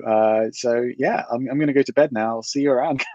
And we were like, "Oh, he thinks we live really locally." So we had to like, from 3 a.m. we did like this monstrous drive we weren't planning on doing, like all the way past my house to be able to get my car to be able to return back to home. I don't know if it was just guilt on his part or what, but he ended up kind of continuing to have a really good kind of relationship with me and the guys in the band. They needed a bassist on the first major tour they did. I'd been studying guitar. My guitar has always been my main instrument. But their bassist was getting married and going away on honeymoon. He was going to miss the first half of the first big tour that Periphery ever did. And they were like, well, we don't have any money, but if you want to come out and go on tour, you can on bass, which I had no experience doing. But I knew how to play the songs on guitar. So I said, yeah, I thought it would be a cool experience. I flew out, did a summer tour, like going through like, all the southern states. That was quite an experience in a van, like the real rough end of US touring. And I think from there, it was just like, my relationship with the band was really sealed. They got me out they called me a co-producer on their second record, which was the first time they were working in someone else's studio. The first record was done all kind of in-house. And I think they wanted someone that got the sound to be there as a kind of representative of what they were trying to do. So they didn't end up with like a kind of just a rock sound or something, which wasn't really what they were trying to do. Mm-hmm. I was very inexperienced. And like I said, I definitely didn't deserve to have a co-production credit, but I guess just by being in the room, the same bassist that had not been there for that first tour, Tom, ended up leaving the band just before that record. And I ended up playing the bass on the record because there was no one to play the bass. And it turned out I was pretty good at it. For whatever reason, my technique on guitar was like quite consistent, and that translated really well to bass. And then, yeah, pretty soon after that, there was a point where it looked like I might have joined on guitar because they needed a guitarist.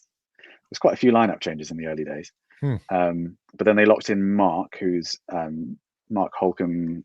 Might come across Mark. He's a fantastic guitarist. Became like a real foil to Misha as a songwriter in the band, and absolutely was the right call as the guitarist in the band. But the bass position remained unfilled, and I had that decision of like, do I pursue with my small time band in the UK, or do I just like hop straight into touring with Dream Theater on a bus with Periphery as a bassist?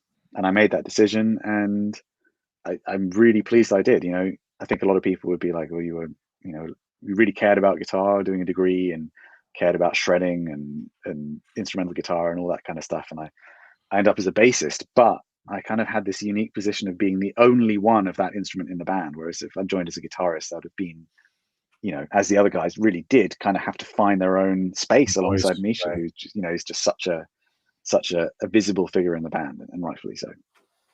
And that pretty quickly became like a search for like, okay, what kind of bass sounds good for metal? I didn't know what I was doing.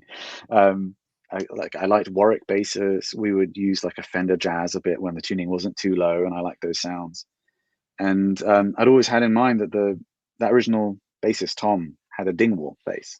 And he was like more of like an R&B. Well, I don't know if he was an R&B bassist, but those basses were seen more as like for the kind of really high-end bass market. They weren't seen as metal basses that you'd thrash on tour. But it just coincided that they'd recently released their Chinese-made range, the Combustion series, which, if you've met Sheldon Dingwall, Canadian company, he's incredibly scrupulous, like really cares about everything being done to the highest standard. So he'd found like the best factory he possibly could, been through lots of revisions in making sure that the instrument was like really rock solid, and it just suited my needs perfectly. It was like basically like a jazz bass formula, but it had this fan fret system, so that the low string was a 37-inch scale, so 3 inches longer than a regular bass, which for the low tunings is a godsend. You don't need to use like a cable for that low string, so it still sounds really bright and kind of like a piano-like kind of low end. And they just come out with this kind of cheaper, very tourable basses. So I met him at the London bass show, tried one of the basses, met my future wife the same day.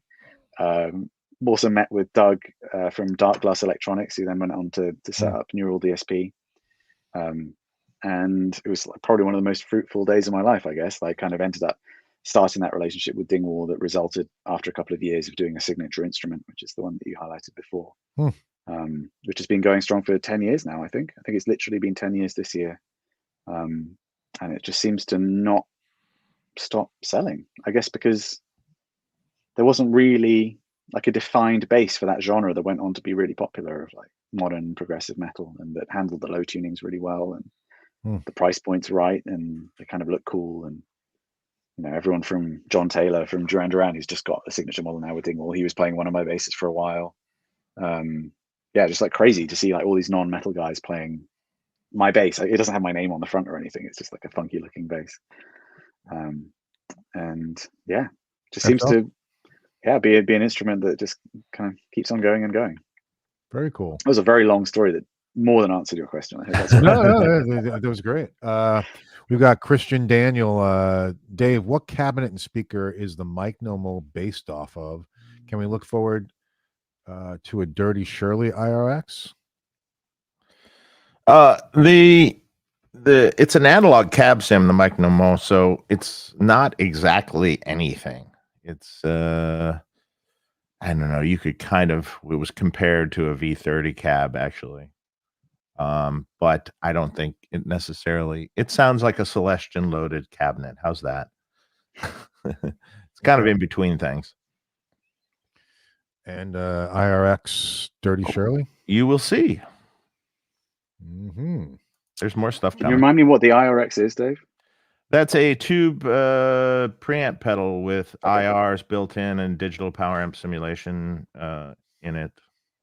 Like that's what I was thinking it was. I just wasn't sure. Yeah, that's awesome. Yeah, works really well.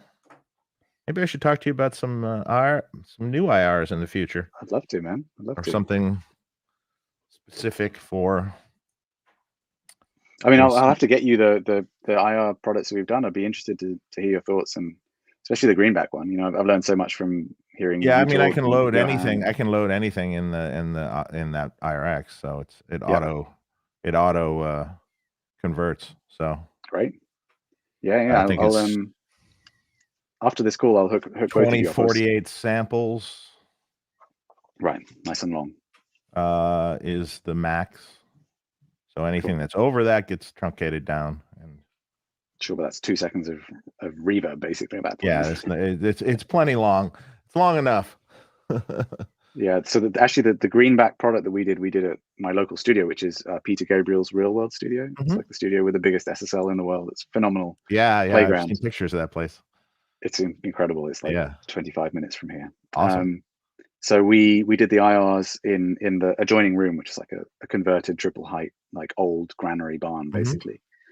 Mm-hmm. And so there's a room mic in that pack, which sounds phenomenal. It's really like, it's very different than having like an IR that you made with like a full range speaker that you're then feeding the signal from like a 57 mic into. That's a really different thing than an IR of the actual cab in the room. Yeah. Picked up by a room mic. And they sound really engaging, especially on a good pair of monitors. It's suddenly like, is there someone playing like in the room just on behind the speakers? It really has that quality. So yeah. Wow. Very cool. We got a question from Luke Kramer. Thanks for the super chat. Hey, Nolly, what's your process start to finish for creating drum libraries? How do hits on each drum get turned into a plugin? Yeah, I guess there's 3 parts to it. There's the capturing of the sounds. There's the coding of those sounds. So like kind of making that something that can be played back using MIDI. And then there's like the graphics and implementation and stuff like that. So my part is really the first part. So I go out and capture the sounds, which starts months before with me having, sleepless nights thinking about what drums and cymbals I need to include and how they're going to be tuned and how they're going to be mic'd and which studio it needs to be done at. Like really a lot of love and attention is put into like figuring out, like falling in love really with the premise of the library. And then, the execution of it, will set up a kit like it's a real kit. I know not many, but I think some of the older school, like the Roland drum machine things, they do stuff like they record every kit piece individually in the middle of the overhead so that, it's kind of can be panned any way the user wants. But we want everything set up so there's, to some degree, sympathetic resonance between stuff and everything's kind of stereo panned as it should be. And that it kind of relates to a real drum recording as well, kind of so that if you're familiar with how things sound when you record drums really well, that should be kind of what you're hearing when you hear the drum library. And then like how you capture the hits. I mean, that's something which we have had to experiment with a huge amount. Like how many volume, like intensity levels do you do? How many of each of those? You always capture what are called round robins, like where you capture multiple attempts at hitting at the same intensity, and they're invariably going to be slightly different. And then when you're programming, even if you program the same intensity, it kind of cycles through those, so it doesn't just sound like a machine gun. Mm-hmm. And there's like a trade-off. You're always thinking about CPU usage and hard drive as well. Like You don't just necessarily go to max. There's going to be a point where it doesn't really help anymore, or you're spending a lot of time sampling stuff in the middle of the range where people generally don't program in rock and metal. They tend to either program really hard or really soft. So there's like a lot of planning, and I've got my spreadsheets pretty nailed at this point, so you make sure you capture everything you need. It takes a long time. One of our ranges at the moment are called One Kit Wonders, which I really love doing because there's no options. It's just like, I'm imagining that I'm going to go and record a single with a band, and it's going to be pop punk, let's say. It's like, okay, what would be the archetypal pop punk setup? How would we set it up? How would we tune it? Get it all sound checked, sounding like the best pop punk kit you've ever recorded, and then you don't have to think about moving anything, changing anything. You just sample it exactly as it is with no options, because obviously once you start doing libraries with more snare drums and kicks and toms, everything needs to be moved around, and arguably the resonance from one drum might not correspond to what you're hearing if you've loaded things up differently than it was sampled. Really minor differences, but I really like the One Kit Wonder format. And even those, that takes like 3 or 4 days to do one setup of cymbals, one kick, one set of toms, and one snare. Cymbals take 6 or 7 times longer than shells do. Like a pair of hi-hats sampled really deeply can take a whole day to do. A tom takes about 10 minutes. So we tend to start with cymbals because otherwise it's just crushing. You do all these shells, and then suddenly you're like, oh, there's not that much left, but it's actually like 90% of the work still ahead of you. Right. That makes sense. And then it gets handed off to our coding team, who are really experienced and brilliant guys, and they know how to. They go through editing the samples, which means people manually listening for background noises. Actually, our very first library, you could hear like a siren from a car going past, and right in the tail of something, or the drummer kind of saying like "okay" or something, because at that point we hadn't quite figured out our sign language, so that everything's done really silently. So there's people that manually check for all that, cut everything perfectly, denoise when necessary. They do a brilliant job, and that's probably the longest part of the process because it needs to be checked by a human being. They're listening back to all of those hours that we were sampled in excruciating detail to make sure that there's not something off with the hits, and sorting them based on their intensity, and then that gets coded into an instrument that plays back. Which you need to think about stuff like what happens when someone plays back a ride bell after a ride tip hit on the ride. Does it cancel out the previous one? Is that what a ride cymbal does? No. But should it say, what I mean? That stuff's called scripting, where you kind of decide on the behavior of something when it's being played back. So, like a tom, on some libraries you hear they have the full sustain of the tom from the previous hit ringing out over the next tom. Mm-hmm. And the weird thing is when you hit a tom, it always has a bit of a dive in pitch. So you get like this weird chord for a second as the new tom gets hit. Anyway, I'm blathering, but there's just a lot to be thought about. Yeah, and then you have to tie in. And then you got the graphics after that. Yeah, exactly. So it's a big process, and we have stuff that we recorded years ago that's not yet out, partly because of just there's a pipeline of stuff and there's a marketing plan and everything. But yeah, it's a long process. That's awesome. It's great to get some insight into it. Cool. Roger Dat, what's up, man? Shaloha fellas. Anyone tried Barefaced Audio's backported cabs? I've got a pair of their 1x12s with Alnico Cream 90s. They sound huge and very versatile. I have not tried. I looked at them before, but I don't think I think if it's the one I'm thinking it is. No, I haven't tried. They have a weird shape to them. Good question. That's what the internet's for, right? I'll cue all of us Googling at the same time. Barefaced Audio. Barefaced Audio. Yeah. Oh, they're in England. I didn't actually realize. Oh yes, this is what I was thinking of. It's not what I was thinking of. This is the one I was thinking of, and I've heard it sounds good. I've never actually experienced. I tried it myself, but what do you think of those Alnico Creams? I think that's a good sounding speaker. It's funny. I know some people that do metal that like them. Yeah, Razor. And I've never actually sat in a room though. I've heard other people use them, but I've never actually personally sat in a room and listened to them and go, "That's good." I kind of like. I kind of get in this I like greenbacks and vintage 30s thing. And that's kind of stuck with me for forever. But sometimes I have to use different speakers in different style products. Like in our combo amps that we make are 50 watt or over, well, 50 watt combo amps. I use a redback now. Because I did use a Creamback M in them, and people would blow them up. Those are pretty notoriously fallible speakers as well, aren't they? The Creamback M tends to blow up. I mean, I've had issues with it. I don't know what it is about that one speaker. And so I was like, well, we can't have them blowing up. It only blows up in open back combo kind of things. Like in our teal cabinets that are ported, I've never seen one blow up. Must be something about the free air at high SPL or something. Yeah, I think so. Yeah, maybe the cone excursion is too much. I don't know. Interesting. So I put the redbacks in those, and actually, I prefer the redback in the combos because it's sort of like the redback seems really solid in the mid range, a very solid sounding speaker with good low end, and in an open back combo, which is sort of scoop sounding, you know, it really sort of helps fill it out a bit in the middle, and it is a little rolled on the top end too, so it's kind of nice in the combo. Works really well.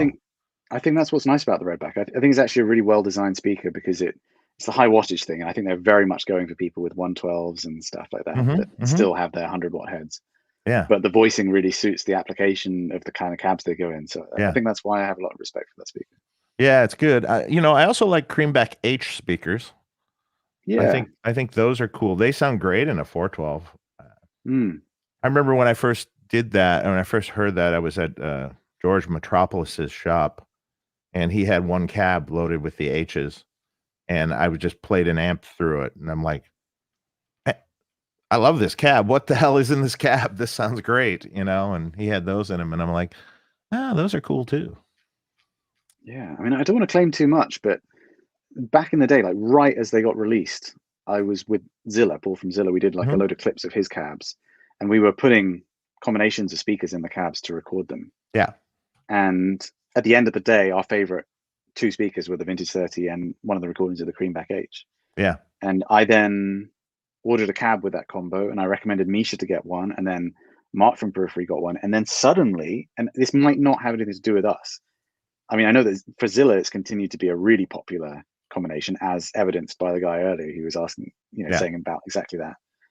And yeah, it seemed to have kind of become a thing, like a 212 with a Vintage 30 and a Creamback H. I don't know if it came from, all the way back to me, as it were, but it definitely is a combination that people like at this point. I don't really like them that much on their own, though, the Creamback H. Sounds good in a combo, I think, but I would never choose, if I just had one mic and a cab with both speakers, I would never put it on the Creamback H. Oh, okay. I would always put it on the Vintage 30, I think. Dimitri Butko, hey guys, Nolly, what do you think of the EVH 5150 Stealth compared to the PV 5150? Right. Well, you guys will probably know about this because you've had James Brown on. There's like a really big difference between a 5150 and a 5152, or like a 6505 and a 6505 plus. Yeah. Yep. And it seemed, I think the story came out on your podcast of James Brown saying that like somebody made a mistake and put the wrong coupling cap in, like a 2N2 instead of a 22N when they did the Mark II. And Eddie ended up liking that one amp, and that became the new setting. But like that first coupling cap, you know how in an SLO, the first coupling cap is smaller all the way through. Yeah, it's much smaller in the two. So that lineage carried through into the EVH amps. So all the EVH amps have that 2N2 coupling cap there. I think it's even smaller than that. Is it smaller now? No, I think I think so. I don't know. Wait, is it a 500 PF? Something like that, yes. I think 500 PF. Or maybe really the original 5152 was a 750 PF or something like that. I haven't looked at the schematic in a while. But yeah, it was different. I've just remembered what it is. So in the original SLO, there's a treble peaker. Yeah. Like SLO that got carried over into 5150 of like what is it? Like 2N2. 470 meg with a with a 470K 1000 PF over it? No, I think it's a 2N2. Okay. And then later down the chain is all 2N2 coupling caps. And in the 5152, that little treble peaker is replaced with just a 500 PF. Right. So like really choking it. Yeah. And then the next coupling cap is a 2N2. So anyway, point being, if the question is referring to a 5152 or a 6505 plus, that's a lot closer to the modern EVH amps in terms of like the red channel. Except I the find stealth has way too much gain.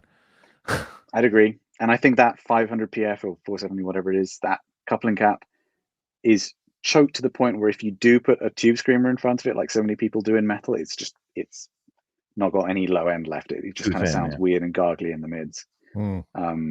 If you play directly into them, like bands like Gojira do, they don't tend to use like boost pedals most of the time. And you're using a pickup that's not throwing out loads of low end, or you're not using really thick strings, that can work quite well. And I think those sound really good in that context. I personally, I would be perfectly happy with a 5150 and a 5152 and not bothering with the EVHs, but I think they sound really cool. And obviously they have better clean channels and better crunches on the EVHs. Like I think the other channels have been figured out a lot better. But yeah, I mean, they're all great amps. You can get great sounds out of all of them. Yep. Alexander Shabilsky, thanks for the super chat. Great show. Thank you. Sweet. Steve C, curious about what you gentlemen think of Scumbag Speakers' take on vintage Celestions. Oh, they're quite good, actually. I mean, in the early days, so they were made by Weber speakers originally, and I remember in the early days, being some like just standard greenback versus his I used to like the 65 M65 version, which isn't 65. I get confused with his like numbers. It's 65 watts. It's 65 watts, but it's replicating a 25 watt Celestion. It's a greenback, but it has a 65 watt capability. He also makes one that's lower in wattage. But I don't get that. Like, how does that change the voicing?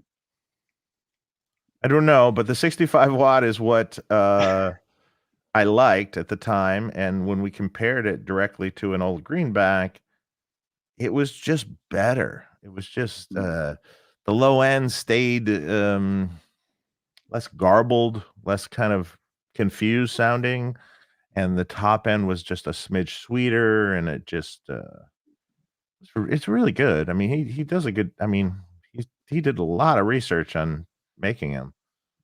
Had a lot of. I've only had a few experiences with them, and I thought they sounded great, but I've not had the opportunity. And I just find the model lineup confusing. Like I've thought a couple of times, like, oh, I should buy some, and then I go on the site and I'm like, I have no idea what to buy. You know, between the different wattages. We're gonna have him on the show actually, but he's coming on. He's coming on February 23rd. Great. Ask him what to buy, and I'll buy a quad from him. Right. He's our next guest, actually. Oh, I mean, that would be good. That would be good to do, even like, obviously you're going to think of more cab packs and more things to do in the future, and it'd be good to mix them up and do some different speakers and do some things. Sure. Yeah, definitely. Alternate takes on it. For sure. Cool. Have you done any EVs? No, I've not. We've not included any EVs.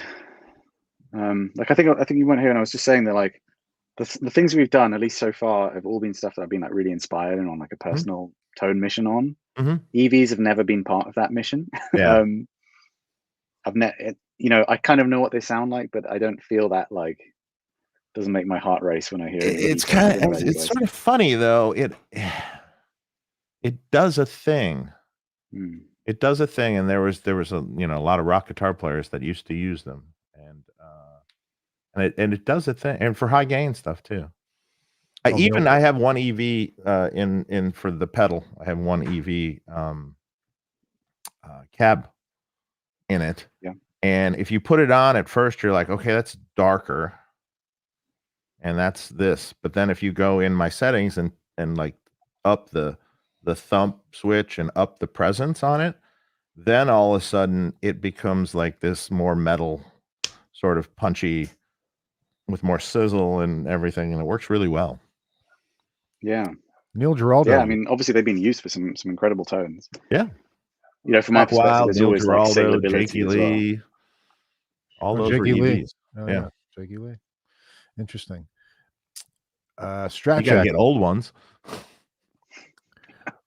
Love the show. So much great info. Love the 80s and all the old times, but no way to get this much insight back then. Thank you all. Oh, thank you. Yeah, those I guess Guitar World magazine didn't provide all this detail back then, huh? Yeah, that's definitely true.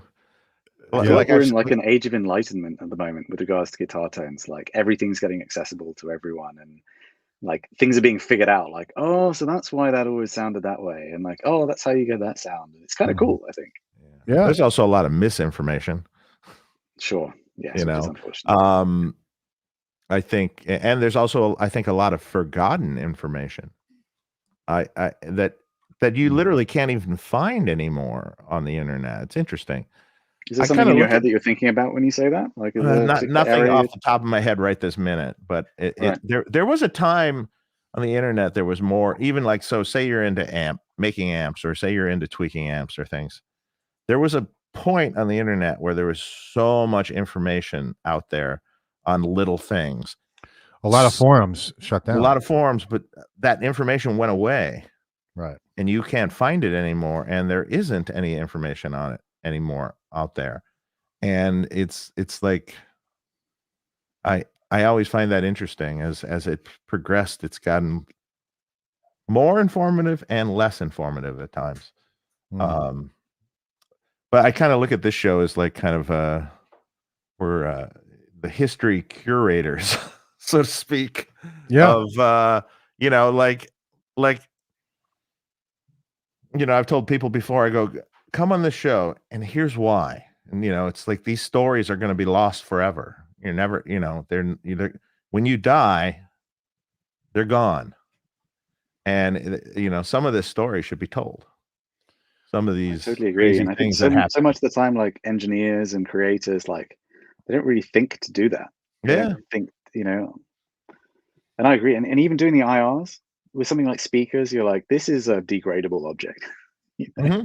Like if you're taking IRs of like a 67 greenback, you're like, this has lived a long time already, and we now have the opportunity to like capture, just hold it in in time. It's not 100% perfect replica of it, but there is an element of like, archiving. It's close. Same idea. Yeah, that's awesome. Well, thanks, Strat Jacket. I was going to call you Straight Jacket. Christian Daniel again. Nolly, your tone inspiring, sir. Guys, is there any album you would use today for reference? A good bass guitar recording to go off of any genre? Thanks. Oh wow. Yeah, that's pretty wide. Any genre, though, that's tough because there's different styles of bass playing and there's different styles of everything. Well, just recently, I mean, well, is it modern? What did you say? There's one bass tone off the top of my head that stands out to me as the great quintessential sort of P bass SVT sort of sound, and that's the beginning of Filter's song, "A Nice Shot" or whatever. Oh yeah. And when you, hey man, nice shot, you know that whatever that song was actually called. Yeah, and it starts with bass, just clear bass, and it just has this, you know, it's a pick P bass SVT. It's a classic rock thing. Yeah. Also, the Offspring had a song that was like that too. That started with the bass at the beginning. That was a really killer. It was also a P bass. In a similar genre, I was going to say it's a J bass. I'm pretty sure. Less Than Jake. This is a really, I don't know why this is coming to my head, but Less Than Jake.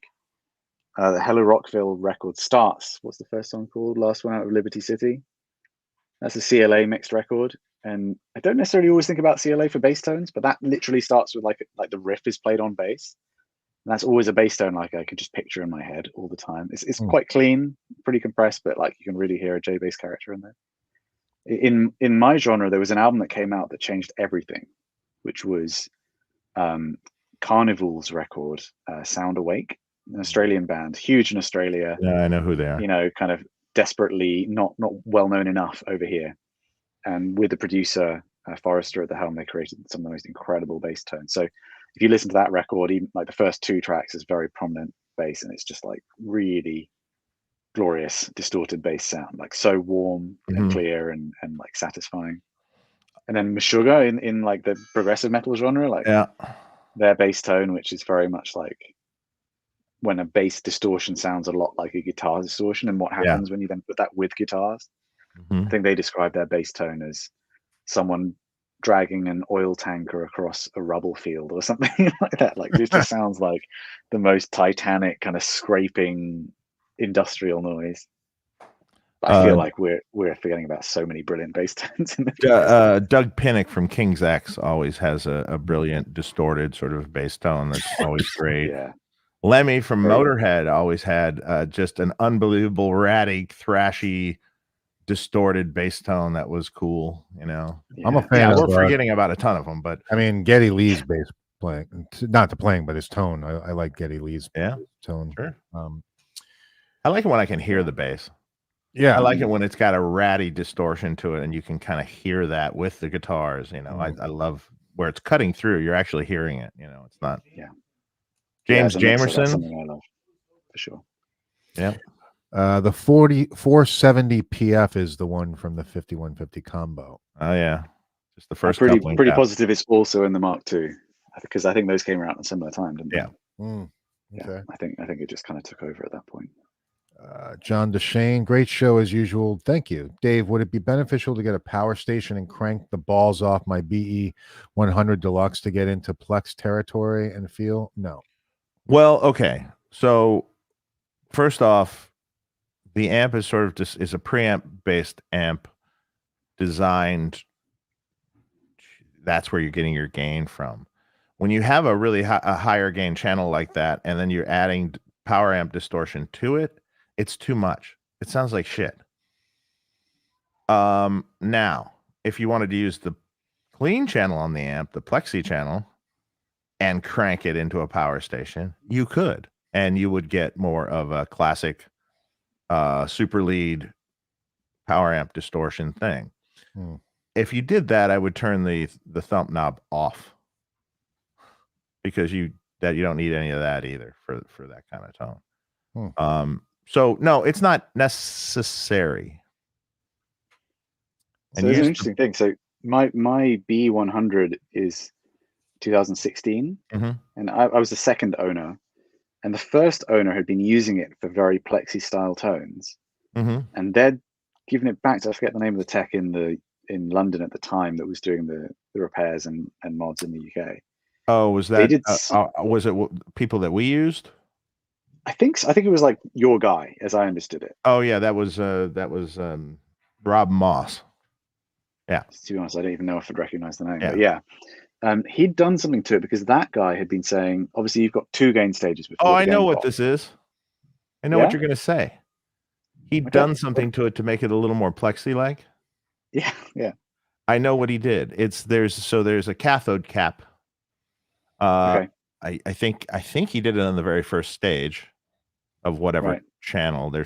If you're on the HBE channel, that's another stage in front of that. But say you're on the BE channel, I'm pretty sure the 0.68 cathode cap that's on the cathode 2.7K cathode resistor, he partially bypassed it. So he put like a 1K resistor between the cap and ground. So it just partially buys it, and it rolls a little of the top. Yeah. You're still getting the same effect of the cap, but it's just rolling a little of the top end off. Yeah, because of the coupling cap. And then he liked that because it was rounder. I remember. I remember that. That's my amp. Yeah. So he said it. Said it made the guy happy when he did it. So. And I think at the same time, because I think he added the B plus switch on it, which was not from the factory. Yeah, because it's actually, you can see it's a slightly longer switch. Okay. The same logos on it, so it's a bit of a bastardized amp. And I put the kind of fixed thump cap to a 68, like you have on the 68. Yeah, I like that. It's a bit more like sub, a little bit less.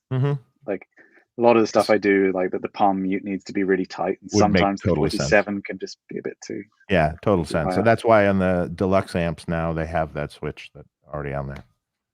I actually kind of prefer two values on the deluxe. I kind of prefer. There's three actually, but I kind of prefer the 0068. Actually, I think that's me too. I think that's better. let's make this our last super chat. It's getting long. I know, Dave, you got to go to work, right? I got to work. Yeah. Bruce Hawkins, thanks for the super chat. Happy 2024. Thank you. Or as I like to call it, the year of the Plex. Any chance the mid pot on the Plex is a 50K pot a la Ed's Holy Grail? It's not, because it's a replication of my amp that I have. So I didn't put it in. I wasn't necessarily going for one thing. I was going for replicating what I have. So it could be. It's not going to make that much of a difference. It basically is like the range of the mid control, right? Like, well, when the mid pot's on 10, it lifts the the mid a little bit more from ground. And by doing that, there's a thing that happens in an old Plexi when like everything is cranked. There's a thing that happens in the treble that it gets almost like a what do I call it? Crashing kind of sound to it. And if you roll the treble back to 8, that goes away. And you can see it on a scope, actually, too. You can see what's happening. It's almost sort of like taking the mid down. When you add the 50K pot, that all goes away because it fills it in, sort of, so to speak. And but mine doesn't do it that much. So even on this new amp, you can see it, but if you backed it maybe to 9, it would go away completely. So I just wanted to make it like the amp I own. So I wanted to comment on one thing to do with Eddie and mid pots on the 5150. I think one of the interesting quirks with it is, well, it's 25K with a 25K resistor across it, which changes the taper of it, right? Oh yeah. No, I thought it was it's like more sensitive. Is it 50 with a 50? You might be right. Maybe it's a 50 with a 50. That's a good question. Yes, well, that'll change the way it sweeps, right? Yeah, that'll change the way it sweeps a little. Like it's going to be sensitive around the middle, and then you often see people with really extreme settings on the mid. Mm-hmm. And then, like if you try that on an amp model where I guess they haven't replicated that sweep behavior, it doesn't sound right. Yeah, and obviously in the other one's the weird presence pot where they've used to. All right, we're really geeky about all this. Well, Nolly, it was fantastic having you on the show, man. What a great discussion with you and getting to know you. And thanks for taking the time. I really appreciate it. Send me an email. We'll talk about the cabs and stuff. For sure. I'd love to send you guys whatever you want. Yeah. Anything else you'd like to promote or talk about before we head off into our weekend? I feel like I probably promoted my speakers and Dave's amps as much as I promoted it. Well, hey, it's fine. That's good. Yeah, that's awesome. No, it's all good. Nothing's coming to mind. I'm a bit rubbish like that. Like I'm just really passionate about the things that I'm passionate about, and sometimes that's products that we have out right now, and sometimes it's other shit. But it's been a pleasure to be on here. Absolutely. Thanks so much, really. And everybody, as I mentioned earlier, our next guest is going to be Jim from Scumbag Speakers. What's his last name? Jim Seval. Mm-hmm. Right. Jim Seval will be on. And we've got that lined up. And then we'll do an Ask Dave, Punish Dave with Questions show eventually and stuff like that. So have a great weekend, everybody. Nolly, stay on while we say goodbye. Okay. I just mentioned it. If there's any super chats that haven't been answered that were for me, by all means send them on and I'll answer. No, I think we got that in the past. We got to everything in the super chat. I'm sorry to lots of people in the regular chat that we didn't get to. It's been a busy show. We had lots of questions and stuff. So if anybody does have a question you really want to have answered from Nolly, send it to me at tonetalkmark@gmail.com. tonetalkmark@gmail.com. And I'll pass it over. All right, guys. Have a good one. Take care. You too. See you.